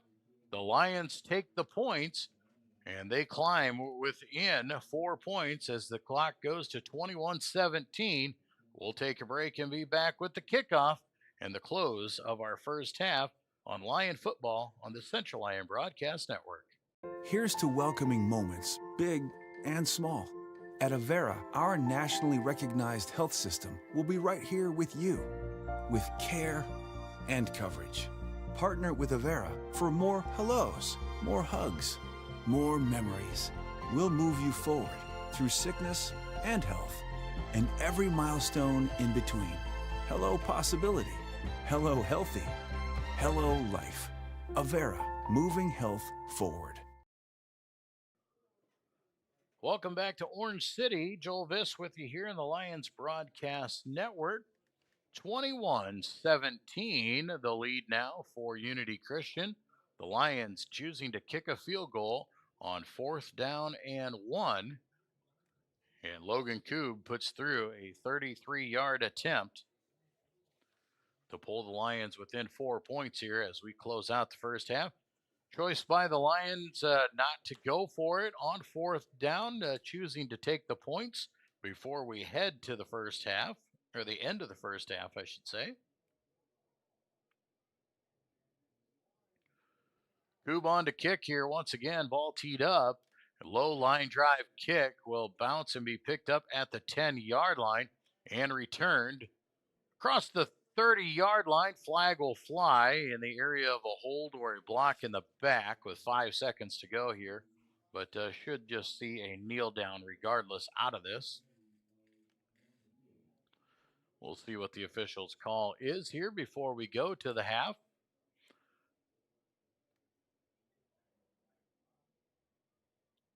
And they will mark the penalty off against the Knights. It'll be a 10-yard penalty from the spot back at the 27-yard line. And it is an illegal block in the back, so that'll push the ball back to the 17. And we should see Unity come out, just take a knee, and we'll head to the half with a 21-17 lead for the Knights in the final game of the regular season here in Class 2A District 1. 4 wide here. Looks like we'll most likely see a run by Eli Rushman, I would assume. No, they're going to do a quick pass out in the flat. Lions were expecting to see nothing more. Jacob Breen makes the catch and carries it out across the 30 to the 34, and that is how the first half will come to an end with a 15-yard completion to Jacob Breen. And we'll go to the break here. 21-17. Unity leads Central Lyon George Little Rock. We'll take a break. Be back with our halftime report when we return to Lion football here on the Central Lyon Broadcast Network. DeNoble Austin & Company PC, certified public accountants, offers a variety of services including payroll, auditing, sales tax, financial statement preparation, and of course, income taxes. Whether you're a farmer, small or large business owner, or just require some assistance with your personal finances, DeNoble Austin & Company PC can save you time and peace of mind with the skills you need and the service you expect. Located in Rock Rapids and Laverne. On top of a hill in the heart of our little town, there's a place where the coffee's always hot and the smells are even warmer. At Hilltop, we brew more than just coffee. We brew connection, comfort, and community. Locally roasted, lovingly served, always welcoming. Come in, slow down, and stay a while. Hilltop, your coffee, your community. Murphy Family Dentistry has been serving and supporting the Lions and all of Northwest Iowa for over 25 years. We are located in Rock Rapids just off Highway 75. Our friendly staff is ready to help cheer up your smile for another Lion victory. Call us today to schedule for all your dental needs or visit us online at www.josephmurphydental.com. Hit one out of the park with a new or pre-owned vehicle from Pregame Motors. With 3 convenient locations in Laverne, Rock Rapids, and Sibley, our team is ready to help with all of your automotive needs. Swing in today and let the hometown team be your dealer of choice. Or visit us online at papic.com. Pregame Motors makes it so easy. A community is a place, but it's also a connection. It's where we all plant roots, raise our families, build our lives, and take care of each other. It's something we have in common, and it takes world-class care to keep communities like ours strong. We work together to live, to hope, to heal, because that's what neighbors do. Here for all, here for good. Sanford Health.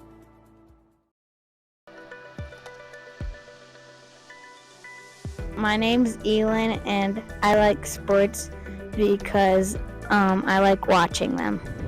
My name's Miles, and I just like the school in general because our teachers are nice and we get to do a lot of fun stuff. Hi, my name's River, and I like the sports teams because my mom coaches the basketball team. Super Defaults, local, true, insurance, real estate, all for you.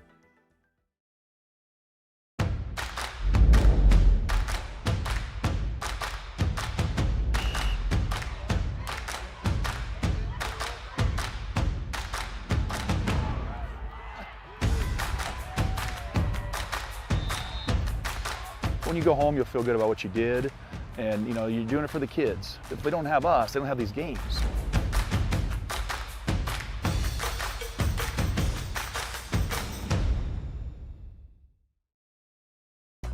Frontier Bank is my financial teammate for my college career and beyond. Frontier Bank's mobile app allows me to deposit checks, check my finances, and just really check my account anytime I need to. You know all the people here. You see them around in the community all the time, and it's just nice to have someone that you can call up whenever you need. Frontier Bank is my financial teammate for the long run. You love our lineup of legendary Pizza Ranch pizzas. And now, get ready to love the Big Popper. Loaded with cream cheese, Italian sausage, jalapenos, sweet peppadew peppers, and a honey hot sauce drizzle. A little sweet, a little heat, and a whole lot of flavor. Try the Big Popper Pizza, along with our new Chicky Chicky Boom Boom Salad. Only for a limited time, only at Pizza Ranch. Premier Bank has always understood the value of family. We recognize that as your family grows, your banking needs change, and we're here to help you each step of the way. We'll create a customized plan for easier and better banking and support you in making the most of every dollar, today and always. Visit premierbank.bank or stop by to partner with a bank who's ready to grow with you. Hey, we welcome you back here live from Orange City at Dave Veloz Stadium at Northwestern College for tonight's football matchup between Unity Christian and Central Lyon George Little Rock. Final game of the regular season, and at the half, Unity Christian leading the Lions 21-17. The game got off to a quick start there for the Knights. They marched the ball down the field and in just 4 plays able to punch it in just a minute and a half off the clock, and they took it 22 yards on a Dylan Bosma scamper to score and take a 7-0 lead. But the Lions answered quickly. Just on the ensuing kickoff, Liam Vanderzee returned the ball 91 yards for a touchdown, and we were tied at 7 with 10-12 to go in the first quarter. Knights answered right back, marched down the field, took a few more minutes off the clock, but in the end, it was a 10-yard Austin Wieringa touchdown reception to make it 14-7 for the Knights. The Lions come back on offense, their first offensive possession, marched the ball down the field in those final minutes of the first quarter.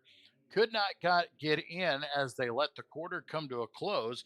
But on the first play of quarter number 2, Michelet Saddam grabbed a 3-yard touchdown run to tie the score at 14.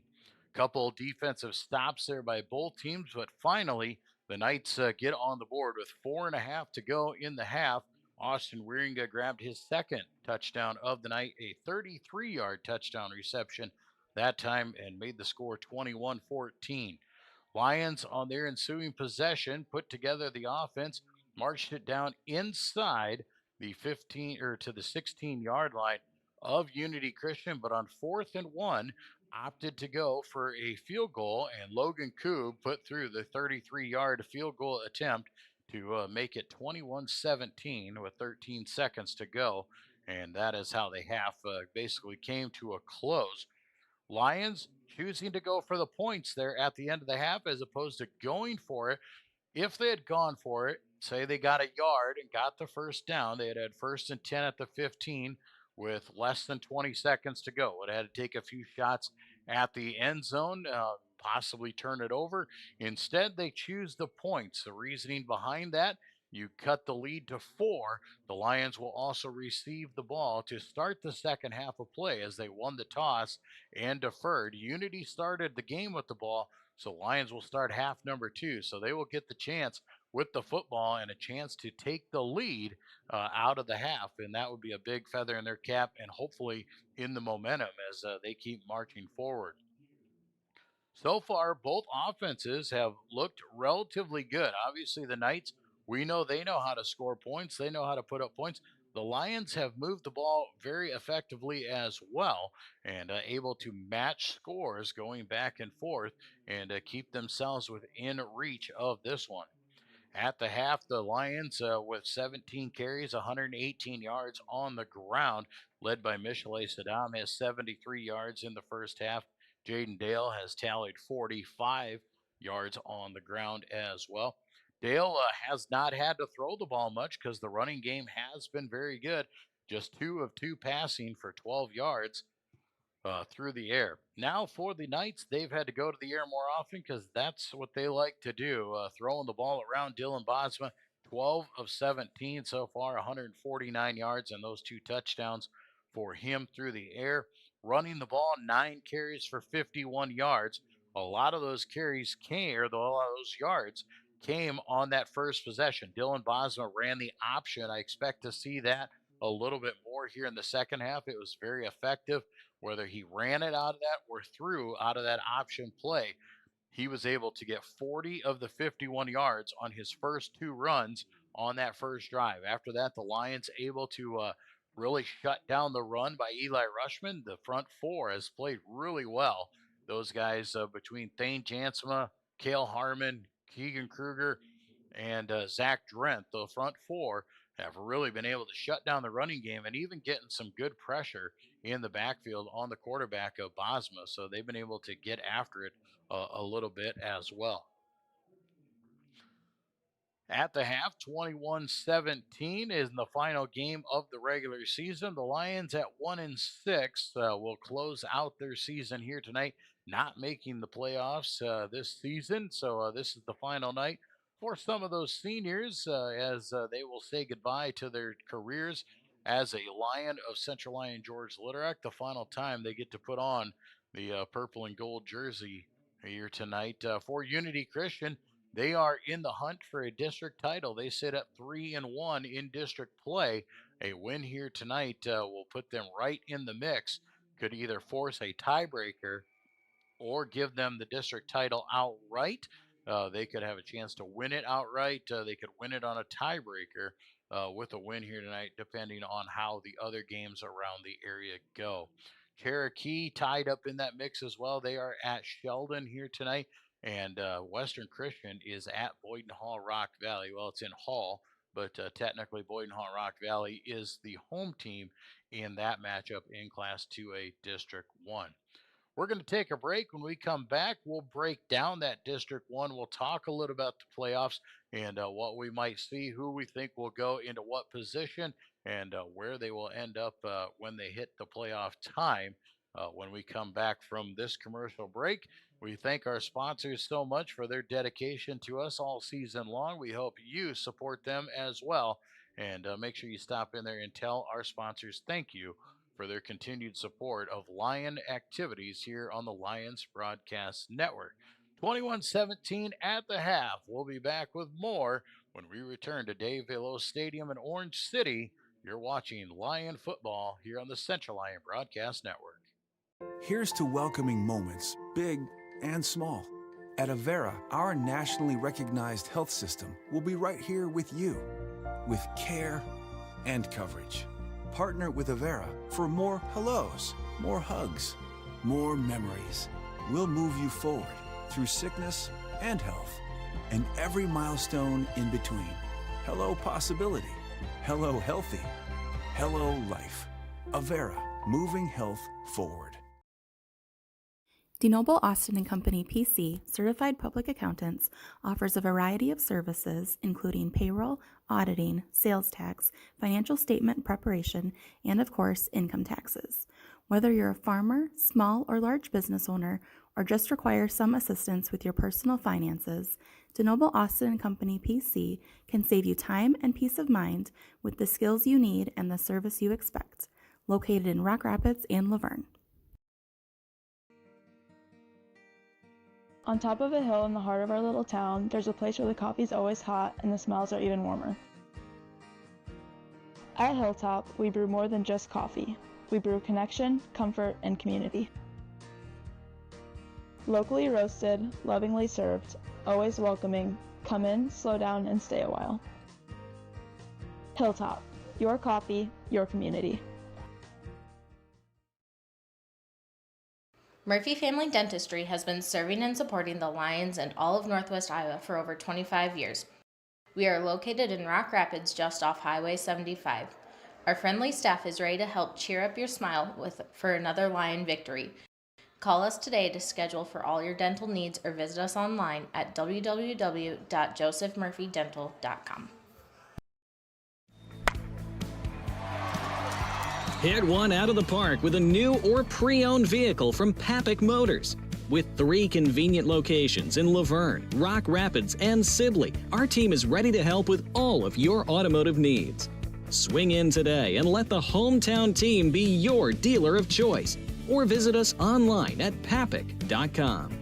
Papik Motors makes it so easy. A community is a place, but it's also a connection. It's where we all plant roots, raise our families, build our lives, and take care of each other. It's something we have in common, and it takes world-class care to keep communities like ours strong. We work together to live, to hope, to heal, because that's what neighbors do. Here for all, here for good. Sanford Health.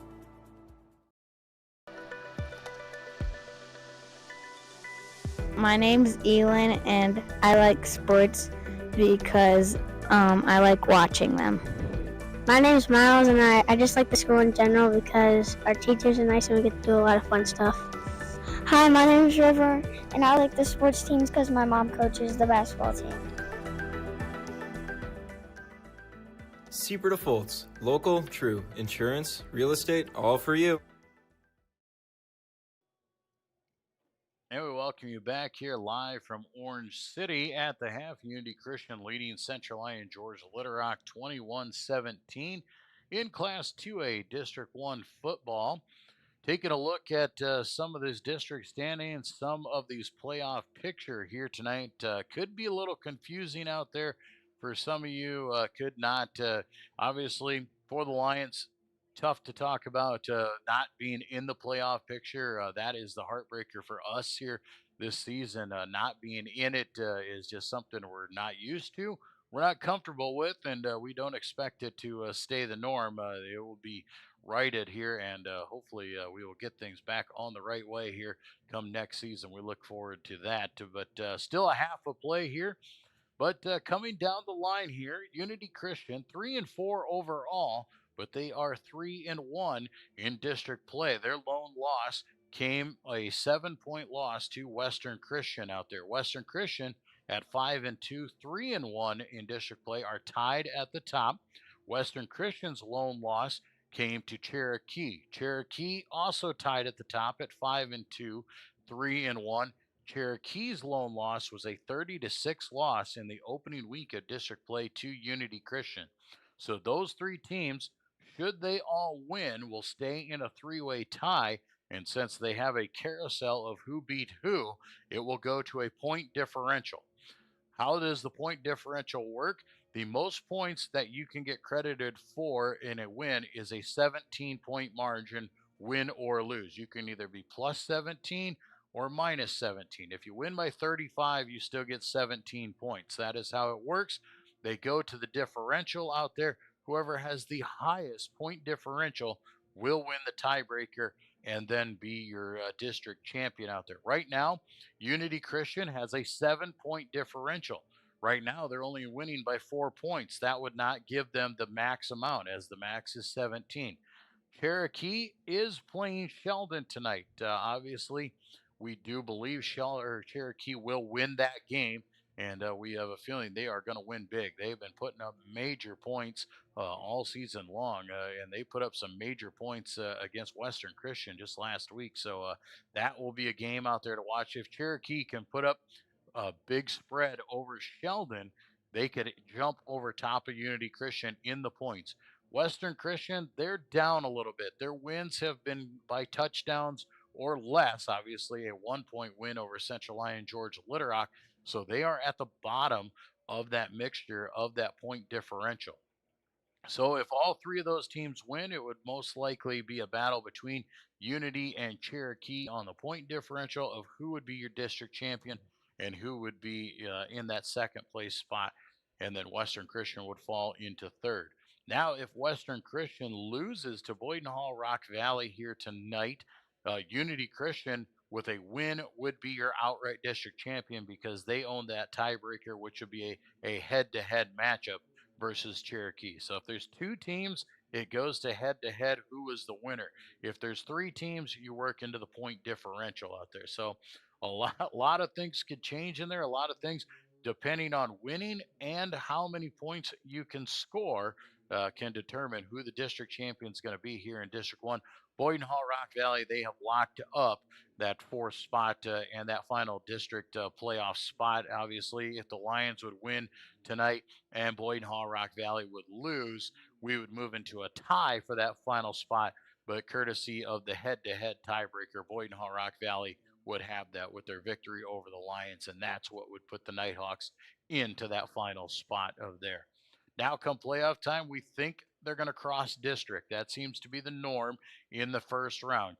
District 1 will take on District 2, meaning our 4 seed, Boynton Hall Rock Valley, would probably go on the road to either Kemper Catholic or Okoboji. Kemper Catholic, the number 1 team in the state, is taking on Okoboji tonight, who is number 3. Both of those teams are undefeated. So our number 4 seed will most likely go to the number 1 seed out of District 2. Our 3 seed will go to their 2 seed. Their 3 seed, which will most likely be OABCIG, will come to our number 2, and their number 4 seed. Right now, it's being held down by Spirit Lake, would come to the top seed out of District 1. So a lot of things going on, a lot of craziness in that Iowa high school football playoff realm. Just wish that we were a part of it, and wish we had a chance to make our name known and make sure that our statement was there that we are a playoff qualifier. Unfortunately, we're not. So one more half to go of Lion football here as the Lions trying to close out the season with a win and go out on top. You see the Lions out on the field. They are getting ready to send the return team onto the field as the Lions will return the football and they will start with the ball to start the second half of play. Unity Christian will come on to do the kicking duties. They've had some kicking woes here in this first half. Obviously, Liam Vanderzee returned that first kickoff for 91 yards for the touchdown. Their second time around, they tried to kick away from him and kicked it out of bounds and had to give us the ball on the short field. The last couple times, a few shorter kicks, but have been kicking to us and have done a decent job. So we'll see what they come up with on the kickoff here this time around. My name is Joel Viss. I'm so glad to be with you here once again. I've been with the Lions, covering Lion football for 21 years now, and look forward to doing more with you as the years to come. And alongside me, I've been glad to have Matt Cook up in the booth here with me, helping with the production side of things. Tonight, he's even the cameraman here tonight. Normally, Sam Cruz, he is the cameraman. He is the coach's cameraman. But at Northwestern College, all the separate booths up here, up in the press box, we are about 20 yards away from Sam. As he is closer to the midfield marker. So we tried to get a different camera set up as close as we could. So we're about right on the 40 and down towards the 30-yard line here in our booth. And we're trying to give you a separate coverage out there as we couldn't get it, but we appreciate Sam and all his work throughout the season. And obviously, as we have said before, we can't thank our sponsors enough for all their help and their coverage of Lion athletics, whether it be football, volleyball, basketball coming up here. We'll have some wrestling, musicals. We've got choir concerts, band concerts, all the good stuff on the broadcast network coming up. Next week here on Central Lions Broadcast Network, we have varsity volleyball versus MMCRU in a regional quarterfinal matchup at 7 o'clock. We'll have that for you on the broadcast network. And then on Monday, November 10th, the high school marching band concert will be here. Make sure you subscribe to our YouTube channel, and that way we can make you aware when we do our live broadcast and post our videos. Ready for half number 2, senior kicker for Unity Christian coming onto the field, Micah Van Dong, 6 foot, 150-pound senior kicker. Liam and Michelet back standing at their own 9-yard line, awaiting the kick here as we get the second half underway. Lions trail by 4, but will get the football as we come back to action here for the final half of football in 2025. Low line drive kick. Vanderzee will take it at the 13. Vanderzee up the left side, breaks through a tackle. Liam's got some room down the sidelines and finally run out of bounds. And a touchdown saving push out for Unity Christian, but the Lions will start in plus territory. Another good return for Vanderzee. Case Tinklenberg for the Knights able to shove him out of bounds at the 47-yard line. Lions will start in Knight territory as we start half number 2.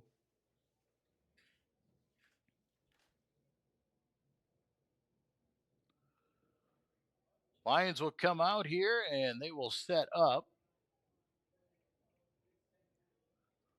Tight trips to the left side. Fake the hand. Quarterback keeper right up the middle of the field. Dale runs into the umpire. And the umpire might get credited for the tackle on that as he carries it down to the 35. 12-yard carry for Jaden.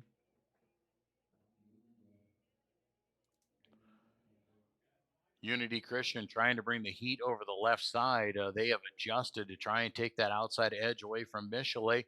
Wise choice by Jaden on that time to keep right up the middle of the field. 1st and 10 Lions, ball on the 35-yard line as the second quarter is underway. Tight trips left once again, grown wide to the right side. This one goes to Michelet. He's blown up in the backfield. That time they got to him as the blitzing linebacker of Tyler Popema comes through and makes the tackle for a loss back at the 38. Second down and 13 now for the Lions. Lions have a chance to take the lead here.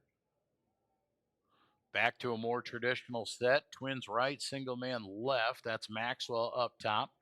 Pistol formation for Dale. Fakes the hand, flat pass out to Vanderzee, makes the grab, gets downfield inside the 30, and they'll give him the 29-yard line. So a nice pickup for Vanderzee. Going to set up about 3rd down and 4.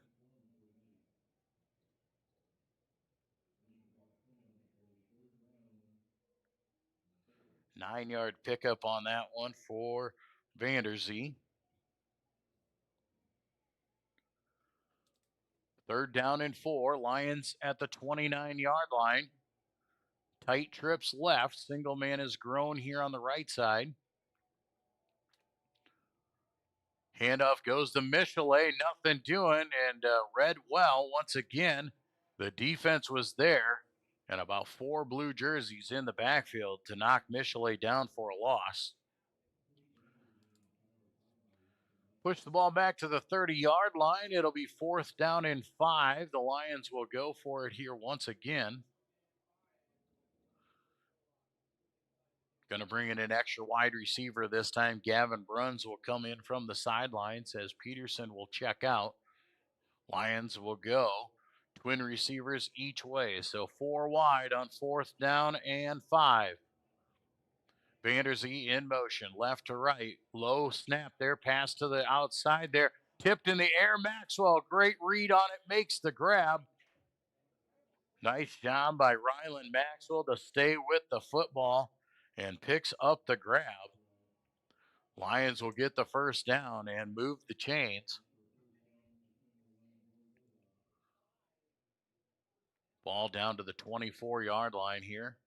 Just enough as the ball went up in the air. Is well defended by Unity, but Maxwell, great concentration to keep his eyes on the football. Twin receivers go right, single man left, pistol formation. Peterson on the move. Handoff goes to Michelet right up the middle of the field. Lots of running room that time as he carries it down to the 15, a 9-yard carry for Michelet.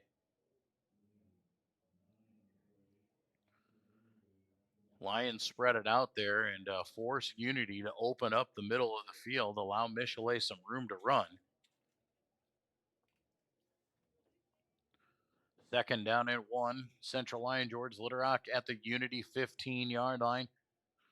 Twin receivers right. That's Grown and Vanderzee. Maxwell to the top side all alone. Peterson shifting all over the backfield here. Fake there, going up over the top, up in the air. Maxwell can't make the grab as he tried to seal off the defender, but could not get the ball to fall into his hands. The first incomplete pass of the night for Dale. We'll set up 3rd down and 1. taking a chance on second down and short, not a bad idea. You can come back to it. You would hope you can get the 1 yard you're going to need as the Lions go into the power I formation. Power I to the right side, quarterback keeper. It's Dale right up the middle. He's got enough as he carries it down to the 12-yard line. 3-yard pickup for Jaden, moves the chains once again. Ball at the 12-yard line for first down and 10. So that means the Lions can still get a first down without scoring and get down to the 2. 7:20 to go here in the third quarter, opening drive of the second half. Lions looking to take their first lead of the game as they trail by 4. Twins right, single man left. Peterson on the shift. Handoff goes to Michelet over the right side, bounces off the first man, and does get down to the 11. I think they will give him a yard.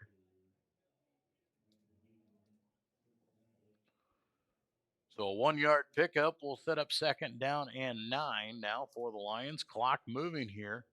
And the way Unity plays offense, as we have an official's timeout here for an injured Unity player as they get him off the field.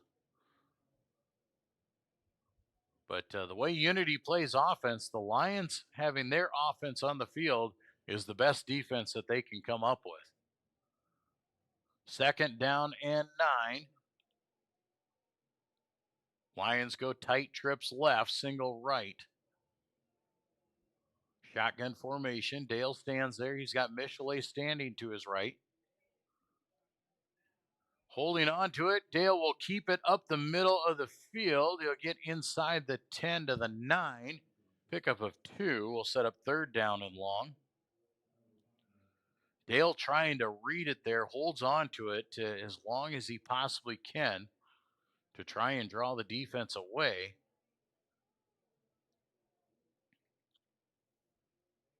So it'll be third down and 7.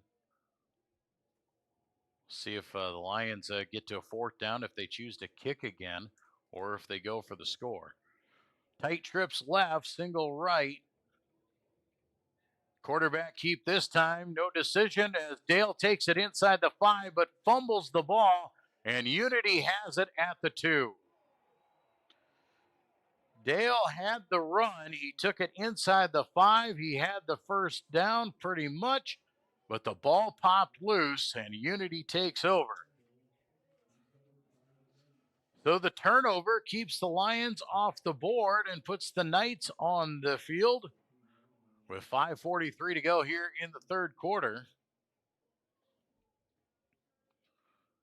Lions trying to take the lead there and will come away with nothing on the turnover. First and 10 at the 2 for the Knights. Bosma stands in his own end zone. Twin receivers each direction. Bosma surveys the defense here. Back to pass. Looks right side. Quick pass out into the slot. And will they say it's caught? They will. Catch made by Cash Huseman, the slot receiver, for 6 yards. Out to the 8. That'll bring up second down and 4. But out of the shadows of your end zone.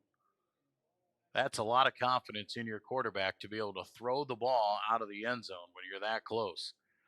4 wide, trips here to the left, single man up top. Bosma calls it out, backs pass again, right side, looks out in the slot and the post route. Catch is made by Breen. On the coverage was Bruns, but an easy pitch, easy catch as he takes it out to the 21-yard line. 13 yards on that reception, a chain mover. Jacob Breen now with 5 receptions for 56 yards.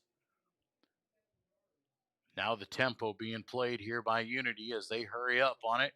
Jet sweep over here to Wieringa. Wieringa trying to outrun the defense, but the Lions are there. Ball's on the turf, but Unity jumps on top of it. Ball is stripped free. The Lion defense stretched it out and stripped it away from Wieringa, but could not capitalize. As the Knights jump on it, it'll be a loss of 1.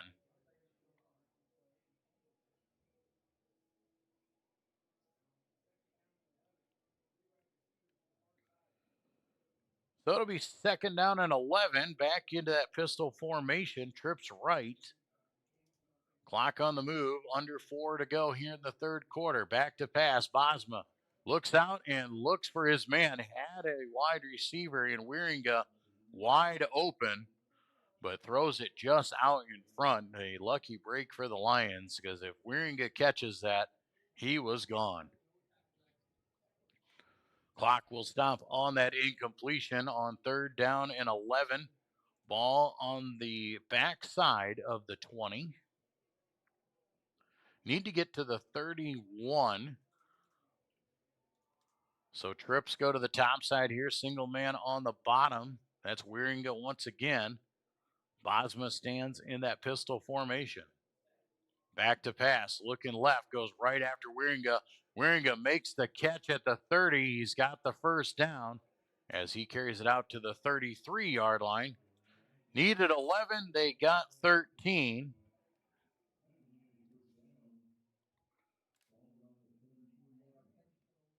Wieringa actually bobbled that one at first, then was able to bring it in. Nonetheless, it is a Knight first down. With 3:15 to go here in the third quarter, Knights still lead by 4. Knights drive started on the 2-yard line. Here's the quick pass out to Breen. He catches in the backfield, makes a man miss, gets upfield, going to pick up 9 yards. Tynan Shipper blitzed. He had Bosma. Bosma able to get it away. Then Vanderzee had a shot for a 4-yard loss, but couldn't make the tackle. And it turns into a 9-yard gain for Jacob Breen.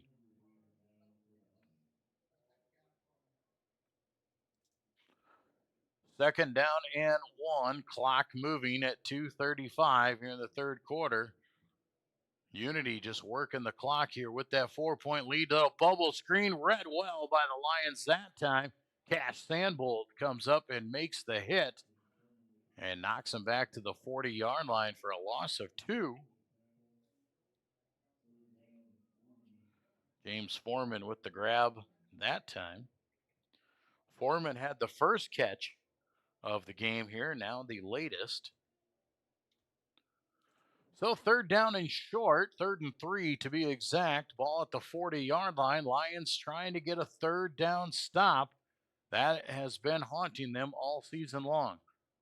Shotgun formation on 3rd and short. They'll hand off to the running back. Lions are there. Falls forward, but only for a yard. They'll give him the 41 for Rushman. And for now, the Lions have themselves a stop. 4th down and 2, but once again, you got to be wary. They show that they're going to leave the offense on the field here on 4th and 2 from their own 41-yard line. Clock moves at 1:20 here in the third quarter. Offense stays on it. Very bold here for Unity Christian, as they know they need points. Back to pass. Bosma on 4th down. Has time, now looks right side. He's running for it. Gets shoved out of bounds, and he will have the first down as he got to the 43-yard line.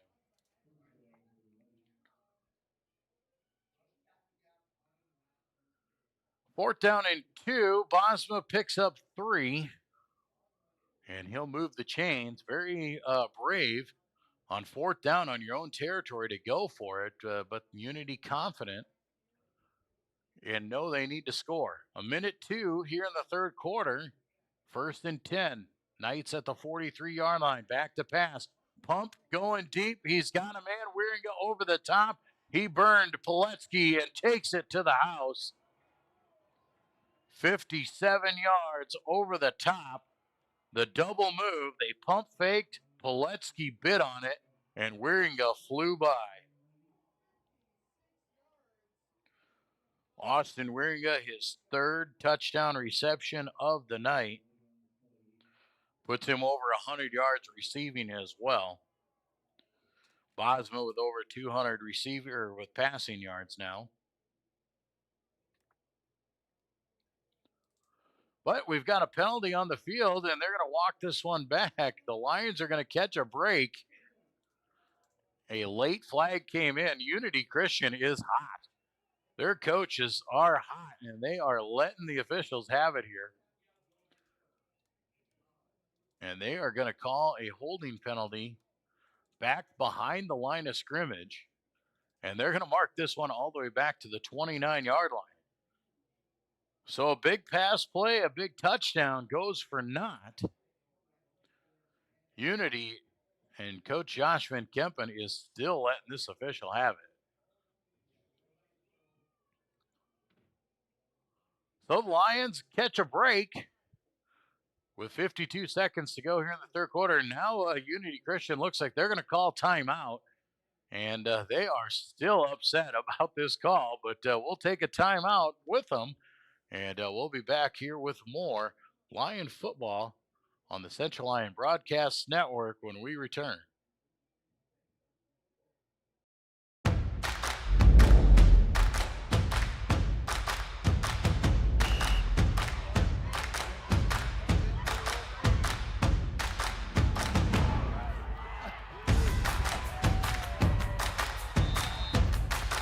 When you go home, you'll feel good about what you did, and you know you're doing it for the kids. If they don't have us, they don't have these games.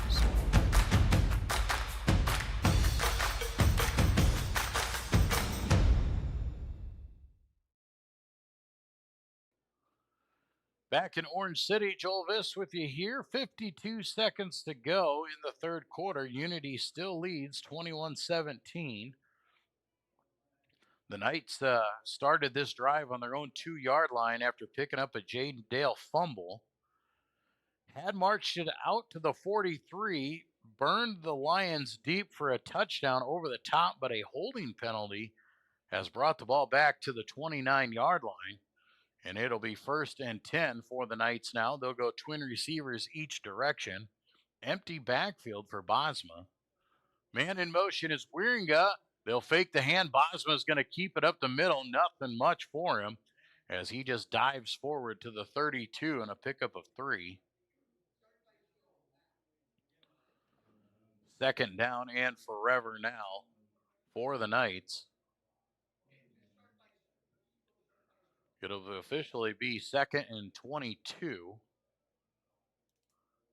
Need to get to the Lions' 47-yard line here. They are on the 31. Trips left, single man up top. Bosma in the pistol, back to pass. Looks out in the flat, throws behind his intended receiver, Jacob Breen. Breen was there. Would have been about a 13-yard reception, but the throw was behind him and could not make the adjustment on the ball. Clock stops with 9 seconds to go here in the third quarter. Brings up 3rd down and forever.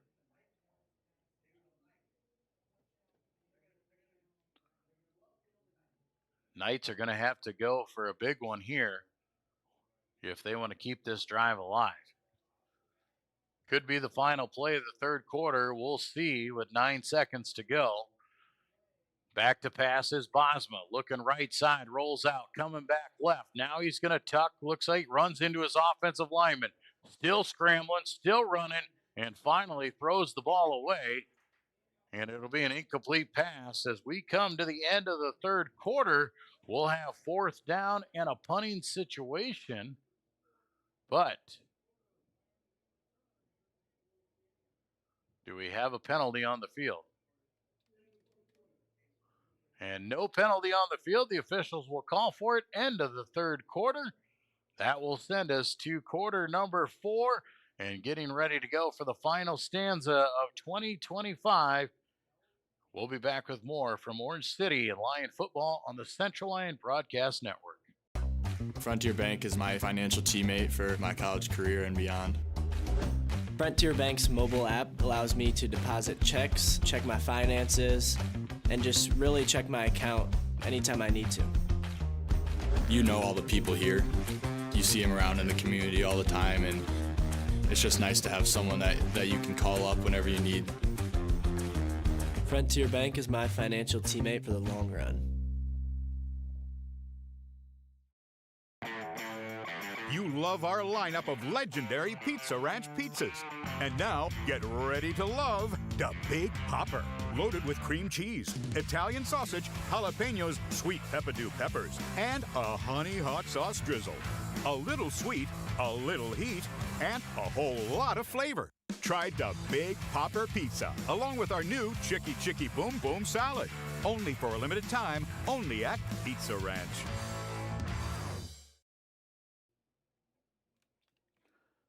Back in Orange City for quarter number 4. It is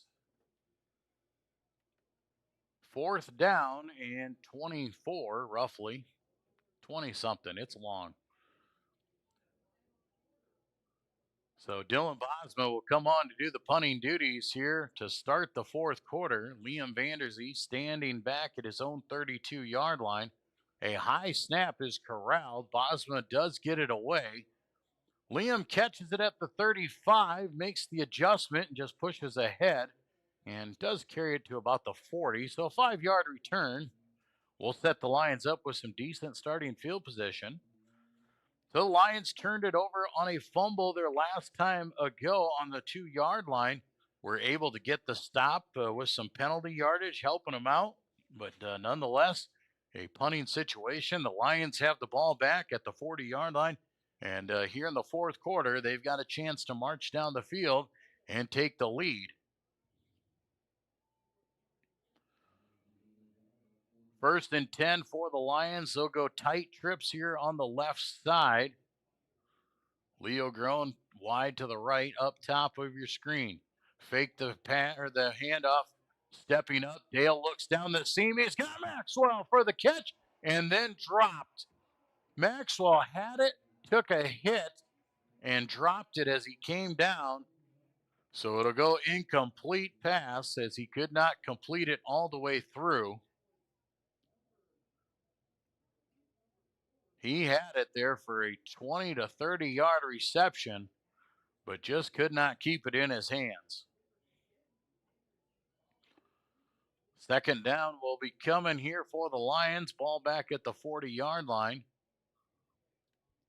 Tight trips once again. Lions able to pull that passing play. This might loosen up the defense on this set. Quarterback keep over the right side. Dale just follows right behind his blocker in Peterson. Picks up 9 yards. Dale does a nice job. He just tucked in right behind Peterson on that play.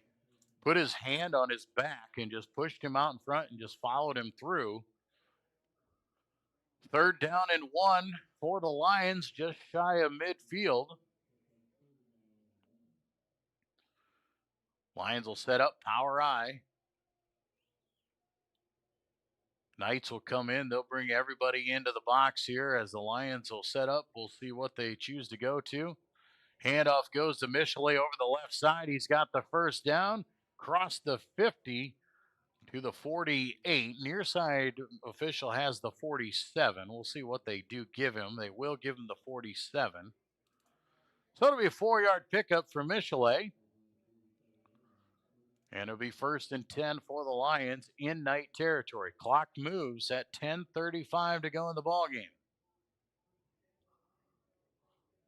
Final quarter here. Lions trying to take the lead for the first time here tonight. Tight trips to the right this time. Handoff goes to Michelet over the right side. Carries it inside the 45 to the 44 for a tough 3 yards.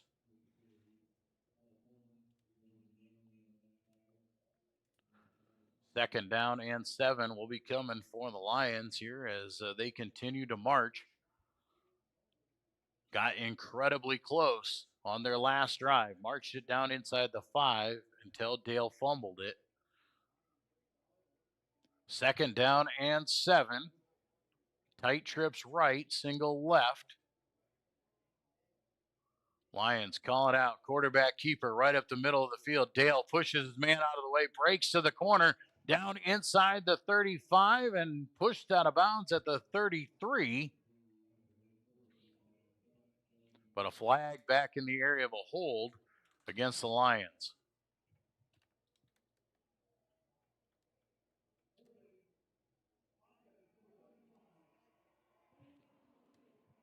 Holding penalty will go against the Lions.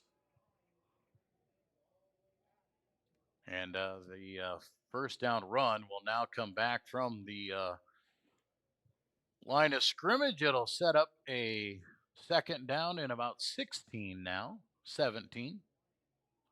Ball back on the Unity side of the football. Lions will spread it out here now. They'll go twin receivers here to the left, single man up top. Maxwell and Vanderzee on the bottom side of your screen, grown up to the top side. Vanderzee in motion here. He'll get the hand on the jet sweep over the right side, but nothing doing. Couldn't go anywhere. Knights read it well and got in the backfield.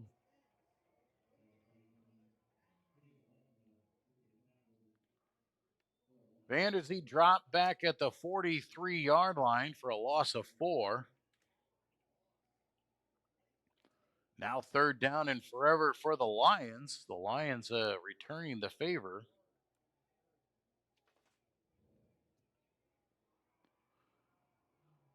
Four wide, trips left, single man up top, shotgun formation. Dale back to pass, looking left side. Here comes the heat, underneath pass, screen pass to Michelet.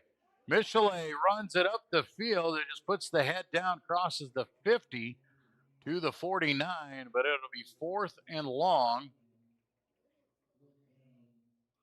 9 yards on the reception for Michelet, but not enough for a first down. Fourth down and 12. Lions are going to bring the punting team on, try and play the field position game with 8:10 to play in the game, and they're going to try and pin Unity deep.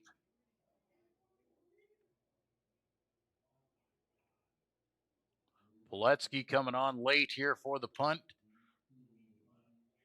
Koob standing back, high snap through his hands, goes back, corrals it at the 30, fire call, throws it to Dale, and the catch is made, but it'll be a loss of 7.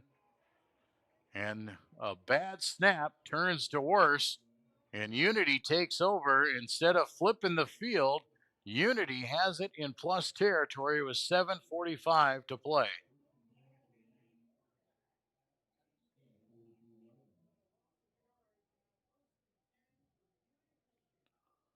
So a tough break for the Lions on that one. A penalty cost them a first down. Then they couldn't get out of it. It turned from bad to worse. And a bad snap on the punt has Unity Christian in business. Knights with a 4-point lead, 7:45 to go.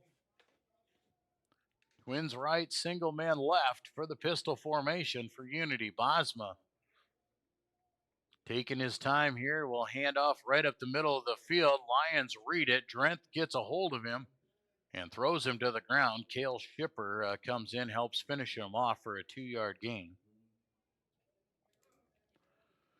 Eli Rushman has had some tough sledding tonight. He has run up the middle, trying to keep the defense honest, but the defensive front four have been pretty salty for the Lions.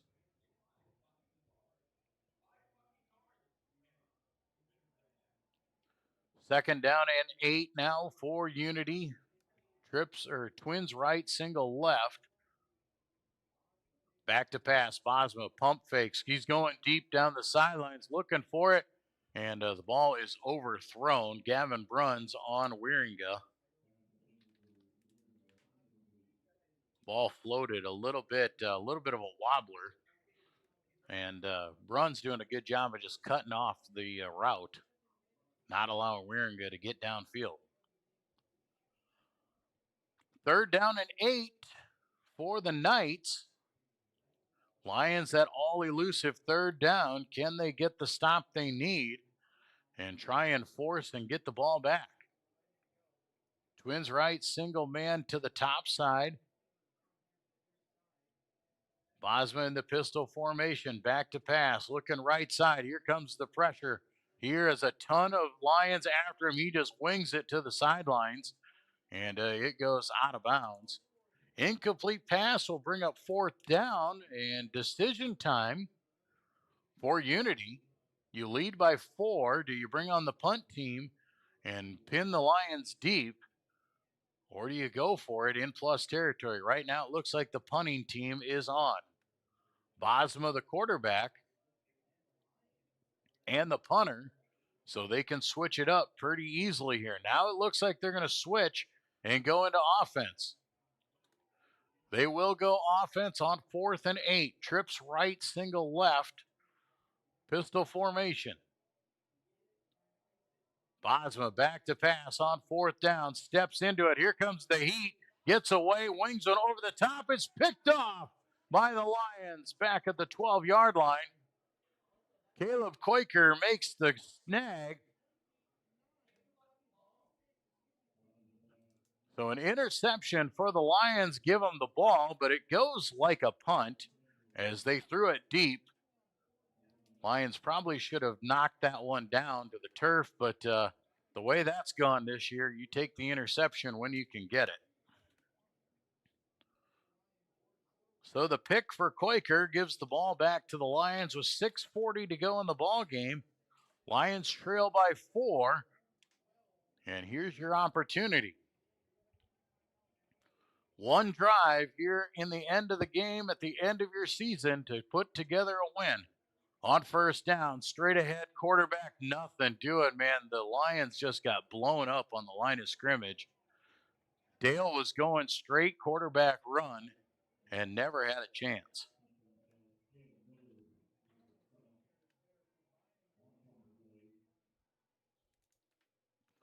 A loss of 1 brings the ball back to the 11-yard line and sets up 2nd down and 11. Clock moving here as the Lions taking their time. Spreading it out this time, Twins left, single man up top. Vanderzee and Maxwell to your left, Roan to the right. Faking the handoff back to pass. Dale's going to step up. Now he's going to tuck. He's going to run. Takes it across the 15 to the 17-yard line. A 6-yard pickup for Jaden on that run.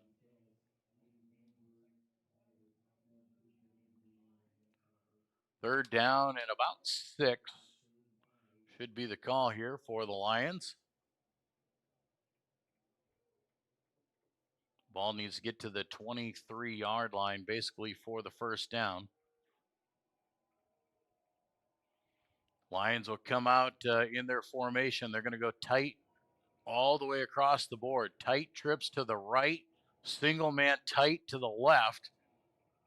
Hard count, low snap, handoff. Michelet up the middle. Michelet's got a 1st down and more. Still on his feet as he crosses the 35 to the 38-yard line. 21-yard carry for Michelet. And for the 3rd straight game, Michelet has crossed the 100-yard mark.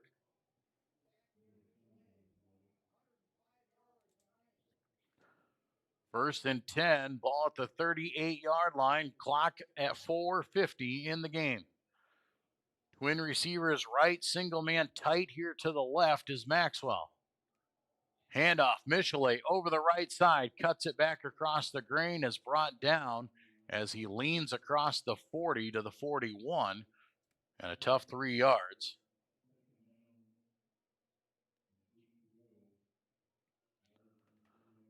So Michelet with over 100 yards for the 3rd game in a row.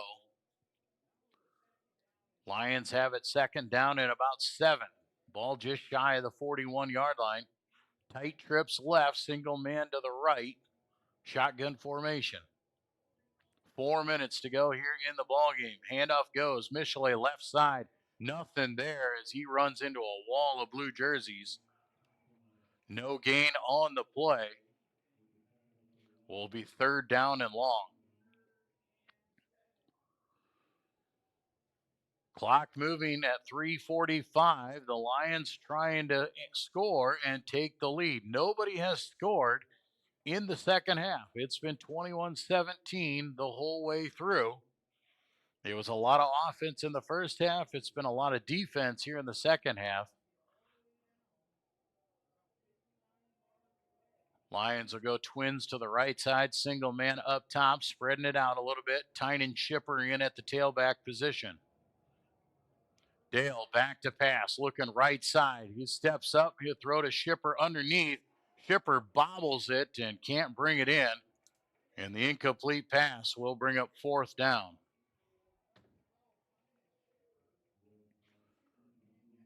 Fourth down and 7. Ball at the Lion 41-yard line. The offense needs to stay on the field. This is for the game. Now they're going to quickly run out a punt team. And the Lions are going to go play some defense as trying to get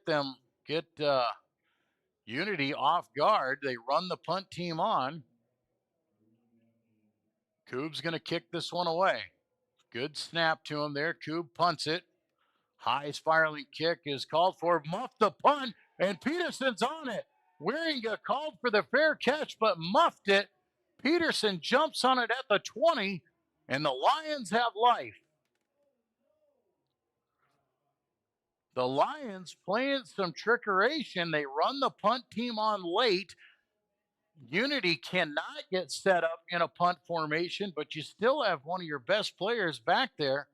Wieringa tried to fair catch it. It goes through his hands, and Egan Peterson pounces on it at the 20-yard line. First and 10, Lions, 3:07 to play in the game. Lions trying to play spoiler and ruin a district championship threat for Unity. Can they go the 20 yards? Tight trips left. Handoff up the middle of the field. It goes to Michelet. He puts the head down, pushes ahead for a couple. Looks like they will give him 2. Not much running room there for Michelet on that run. It'll bring up second down. Officials timeout for an injured player on the field. Looks like a Unity player cramping up. Trying to stretch him out there. Not something that you usually see in the final game of the season. Usually it cools down enough. This is something you see in the early parts of the season. But untraditionally warm out today. It was hot and windy. And some of these players that play both ways never come off the field. So the Knights are stretching out an injured player. 2:51 to go in the ball game. Lions have the ball. Second down and 8 at the 18-yard line. Lions got to this situation by throwing in a punt team late, kicking it away, and a muffed punt by Austin Wieringa has the Lions set up. Lions threatened to score in the third quarter on their opening possession of the second half, but Jaden Dale fumbled it at the 2, and it's been back and forth with the defenses since then.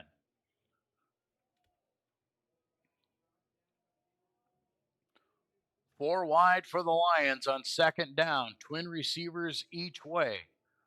Vanderzee goes in motion from left to right. Looking right side back to pass. Dale has to step up. He eludes the first man. Tries to make another one miss. Does. Still on his feet, but a flag falls. And I do believe that's going to be a face mask as Dale takes it down to the 5-yard line. Ball down to the 5. The flag back at the 20, though. And I do believe that is a face mask. And if that's the case, it will be a half the distance to the goal from the end of the run. Waiting to see what the officials' call is. They do mark Dale out at the 6. And the officials are over here discussing the penalty. Lions are up on it. We do believe this is a face mask. As Dale was breaking tackles, you got to give the credit, man. The effort was there. He was busting tackles and doing everything he had to, got spun around by the face mask and carried it down to the 6-yard line. If it stands, it's a 12-yard run plus the penalty. Still waiting for the official's call. And it is a personal foul face mask, and it'll be half the distance to the goal.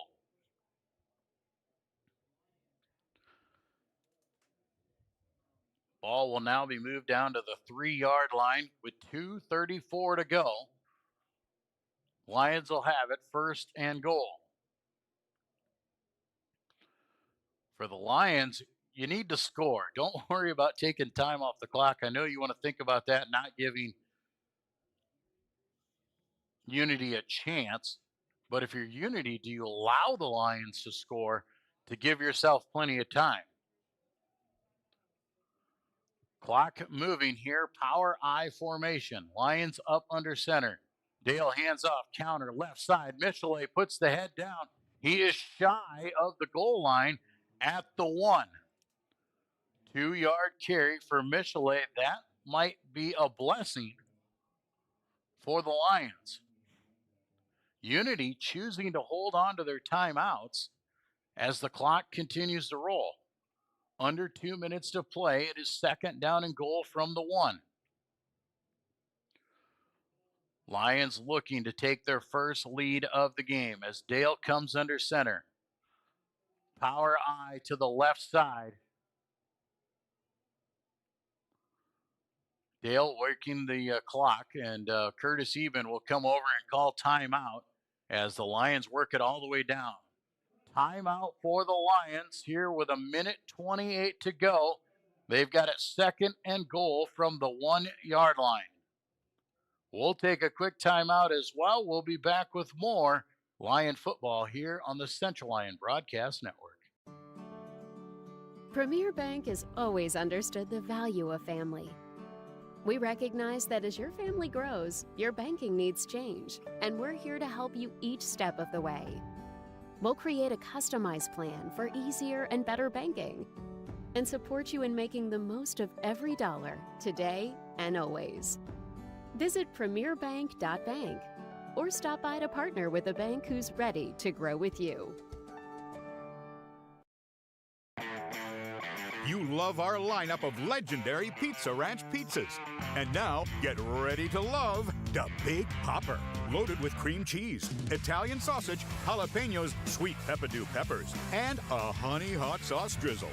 A little sweet, a little heat, and a whole lot of flavor. Try the Big.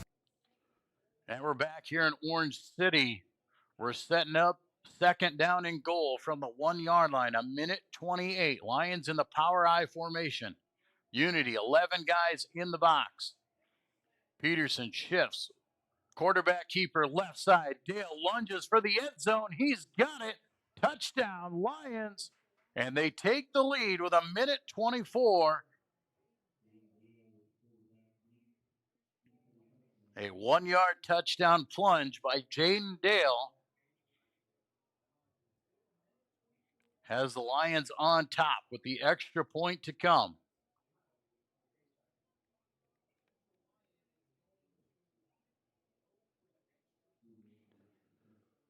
Lions lead 23-21. Logan Koob on to do the kicking. Lions get Unity to jump off sides. And the kick is up. The kick is through. See if the Lions choose to just decline this and take the kick. I don't know if they'll go for 2. But they might. Normally you would go for 2. You'd push it ahead. And the Lions say they are going to push it closer. And if you're going to push it closer, you should probably go for it because the kick was good. If you're going to kick it once again, you could have just as well declined it and called it good.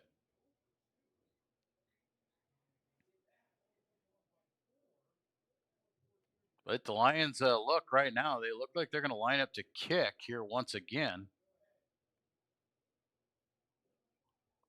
and give Coob another shot at it.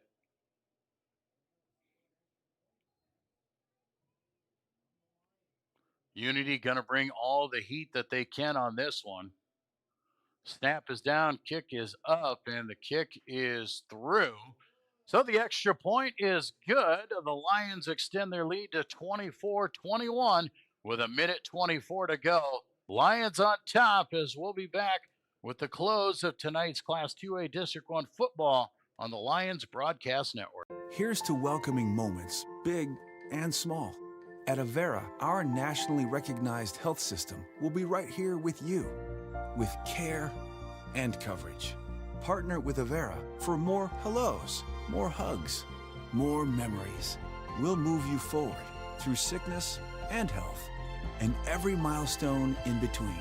Hello possibility, hello healthy, hello life. Avera, moving health forward. Welcome back to Orange City. Joel Viss with you here on the Lions Broadcast Network. CLGLR looking to upset the number one team in District 1 as they lead 24-21 on a 1-yard Jaden Dale plunge. There's a minute 24 to go. Lions have this opportunity. They brought on the punt team late. They kicked to Unity. The punt was muffed at the 20, and the Lions able to move it down the field and punch it in to take a 24-21 lead here late in the ball game. Logan Coob on to kick here. Who will he kick it to? Will he give him a return? Ball is up, and way to go, Coob. Coob pasted that football into the end zone. No chance for a return. The ball will come out to the 20-yard line. And with a minute 22 to go, the Lions are going to have a shot here on defense to close it out. Unity has the weapons. They know how to go deep. They've got athletes. They've got receivers. They got a quarterback. The Lions got to hold true for a minute 22.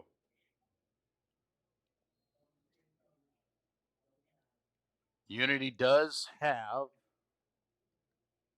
2 timeouts. They used one earlier in the half. So 2 timeouts to use for the Knights. Looks like they are going to put some time back on the clock. They'll go back to 1:24. Clockman took a couple seconds off on the kick, but there was no return.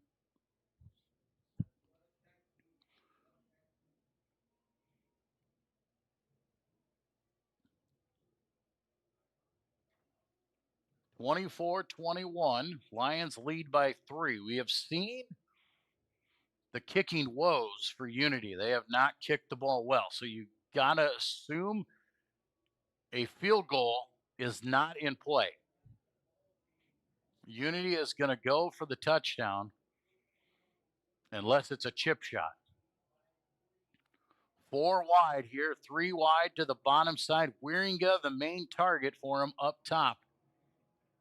Back to pass. Bosma fakes left, comes back, feels the pressure. Picked off by Vanderzee. Liam Vanderzee makes the pick. He takes the knee, and the Lions are going to upset Unity Christian here in Orange City. These seniors make the reel, they make the play. What have we done all season long? We haven't made the play. Tonight, we made the play. Liam Vanderzee with the pick will give the ball to the Lions. And with a minute 17 to go, the Lions just need to run the clock out. Unity's going to need to use their timeouts.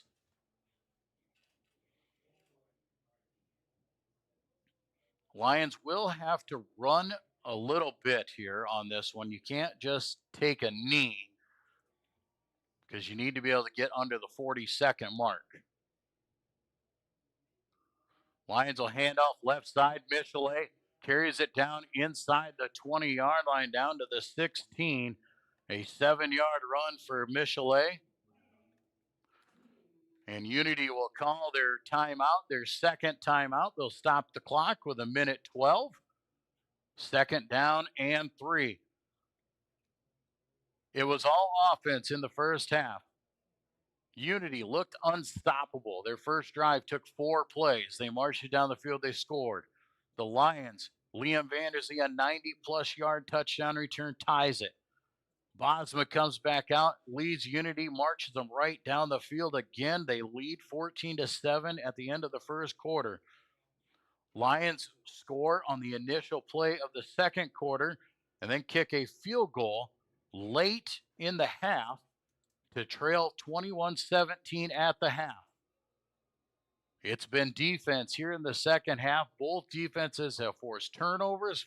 Both defenses have gotten stops. The Lions finally put the drive together after a muff punt, a 1-yard touchdown run just a few seconds ago. Now an interception by Vandersee has the Lions in business. 2nd down and 3. Dale will just go quarterback keeper. He'll plunge ahead behind that offensive line. A first down, and that will do it here tonight. The Lions are going to pull off the upset. Unity Christian was looking for their first ever district title, and it will not happen, courtesy of CLGLR. 1st and 10, clock on the move. Unity will not stop the clock. Lions will let the clock roll down. The play clock will get under 40. They'll take one knee, and CLGLR is going to send their seniors out in style. The Lions are going to get the win, back-to-back wins to close out this season. And some good mojo for these guys as they close out 2025. Dale up under center. Jaden calls it out. He takes the knee. And that'll do it here. The Lions will win 24-21. The Lions are going to take the win, and these seniors will go out with 1.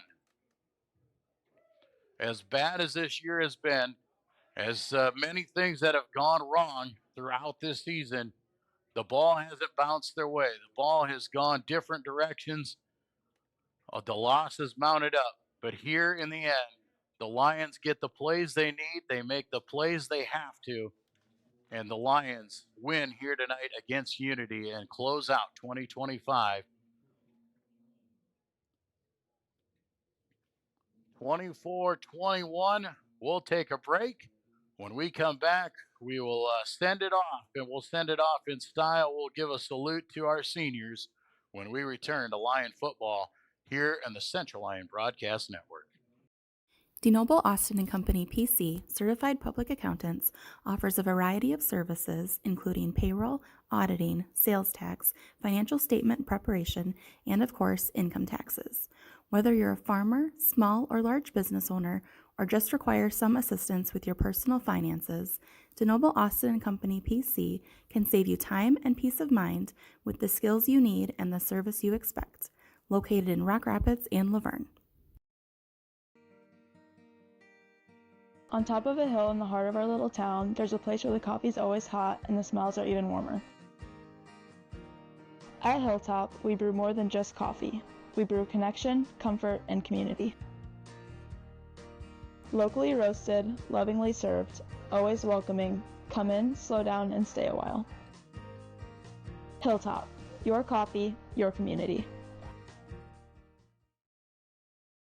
Murphy Family Dentistry has been serving and supporting the Lions and all of Northwest Iowa for over 25 years. We are located in Rock Rapids just off Highway 75. Our friendly staff is ready to help cheer up your smile for another Lion victory. Call us today to schedule for all your dental needs or visit us online at www.josephmurphydental.com.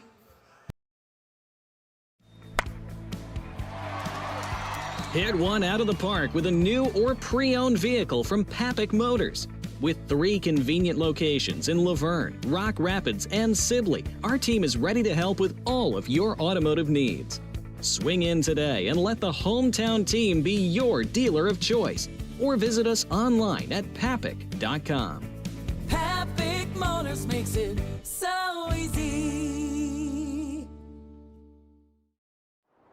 A community is a place, but it's also a connection.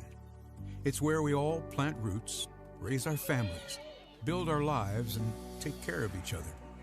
It's something we have in common, and it takes world-class care to keep communities like ours strong. We work together to live, to hope, to heal, because that's what neighbors do. Here for all, here for good. Sanford Health.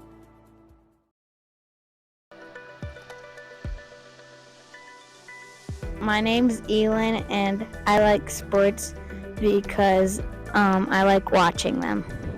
My name's Miles, and I just like the school in general because our teachers are nice and we get to do a lot of fun stuff. Hi, my name's River, and I like the sports teams because my mom coaches the basketball team.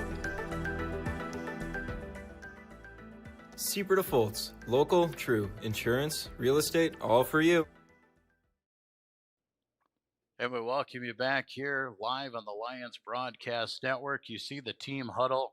Coach Eben addressing his players on the field. Central Lyon, Georgia, Little Rock, an upset win over Unity Christian, 24-21. A late touchdown by Jaden Dale late in the fourth quarter, and an interception by Liam Vanderzee to close it out and seal the deal. The seniors for CLGLR will go off with a victory here to close out the 2025 season.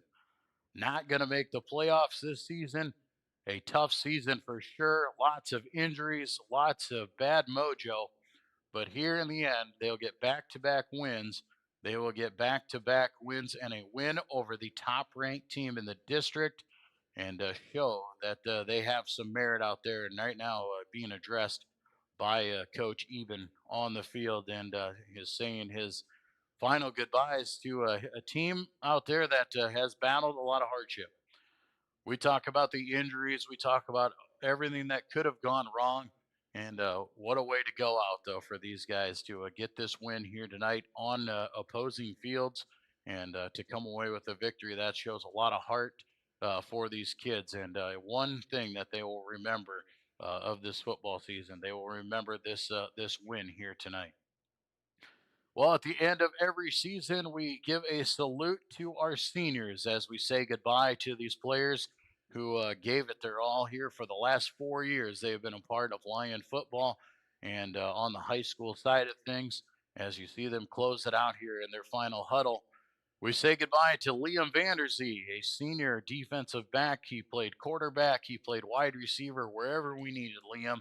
He was out there. Tonight, a big night for the senior, a 91-yard touchdown return, and he had the interception to seal the deal for the Lions. Liam Vanderzee will close out his career. Cam Jurns, a senior wide receiver, defensive back, and a scout team player for the Lions on the practice field, was out there making his team better each and every year. Gavin Bruns, we saw him as a wide receiver. We saw him as mainly as a defensive specialist, hampered by some injuries, had to miss some time due to that, but coming back and proves to be a major focal point of this football team here in the final games throughout the year. Leo Groen, another program player. That's a kid who didn't get much time, didn't see the field very often. Injuries hampered us. We took us away. And Leo Groen, thrust into the starting role, becomes a starting wide receiver for us and puts in a lot of time, caught some catches out there. And what a way to finish for Leo Groen at that wide receiver spot. KT, Showtime, Kendrell Thomas, hampered by injuries, could not play here towards the late part of the season, but one of those guys who inserted himself, brought a lot of intensity to the field. Sometimes we had to tell him in the practice field to lay off a little bit because he liked to hit, and when he hit hard. Next, we have wide receiver and linebacker Rylan Maxwell. Maxwell did not see a whole lot of football up until the late part of last year. A 6'5", 100 plus or 185 pound wide receiver for us came on late in his junior year, became a threat on the outside. We knew coming into this season he was going to be a threat on the wide receiver role out there, but as injuries once again hampered us down, as you see those seniors getting their pictures on the field with a victory Ryland moved into a linebacker spot and actually played it very well at linebacker. So not just a wide receiver, came in and played linebacker for us when needed. Nate Robb, we say goodbye to Nate Robb, man. What a tough kid. This kid has been hampered with injuries his whole career. Those broken collarbones for him have just been horrible, been tough.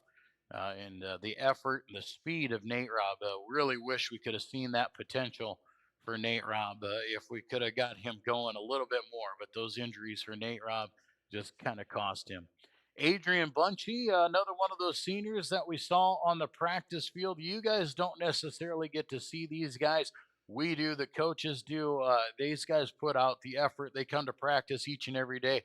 Adrian, we see, got into the ball game last week against Sheldon a little bit out there, but one of those good program players, that one of the behind the scenes kids who makes it go for us and really helped us out.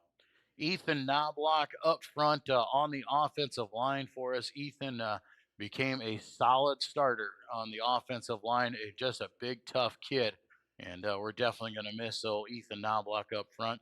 Also up front, Elliott Funk, one of those kids who had to wait till his senior year to become a starter. But Ethan Funk at 6'4", 250, his size and his strength, we couldn't go away from. We had to get him in the field and put him on that offensive line here this year. And Funk coming through and becoming a fine starter on the offensive line for the Lions in his senior year. Isaac Quaker, another one of those kids that you don't see a lot of on tape. You don't hear us talk about Isaac, but he is one of those kids that continues to impress us with his effort that he gives us on the practice field each and every week. Another kid who came out of his shell as a senior, we say goodbye to Thane Jansma, the defensive end for us and a solid lineman. Had to play some O-line when we needed him, but most importantly, he came in as a defensive end. He's a quiet kid. You wouldn't know it by looking at him or seeing him, but Thane Jansma off the edge was one tough cookie out there, and man, was he tough, and he was a lot of fun to watch here in his final year. Keegan Kruger, the defensive tackle for us, seeing him plug up some holes. We saw him in there tonight, really shut down this Unity running game. Nobody was running through the middle there. A lot of the times you saw big number 70, Keegan Kruger, in on that one. Julian Dillard, another one of our players that we wish we could get him on the field more. We wish we could see a lot more of him on the football field because he put out some fine effort for us. Really just a great kid all around. Zach Drent, a senior captain for you on the offensive and defensive line, and just a good, nice kid. Um, Sometimes too nice. It was kind of fun to see him get ornery on the field, sometimes a little bit too aggressive. We saw a few penalties that went his way, but he was tough to block on the defensive side, and he was equally as tough as a blocker on the offensive line. Dylan Mulder, a kid who really had a chance this senior year to shine, but once again, injuries for Dylan. He has had some back issues. He's had some other issues. Now I do believe he's got a shoulder issue for Dylan, or I think it's his bicep. I think he tore his bicep this year. But we had him in on the defensive line, a big D tackle for us. He was going to really bring a lot to us his senior year, but just some more injuries hampering Dylan Mulder and keeping him off the football field. But what a squad of seniors for us here tonight as they say their goodbyes to CLGLR football. But once a Lion, you're always a Lion. And they'll have some memories of this game here tonight in Orange City. A big win for the Lions. They close out 2025 with a victory over number 1 Unity and a 24-21 win on the opposing field. What a way to go out. It's sad to go out, but it is a way to go out on top and get some good feelers as we say goodbye to this season. For Matt Cook, we appreciate him coming along all season long and being our production assistant.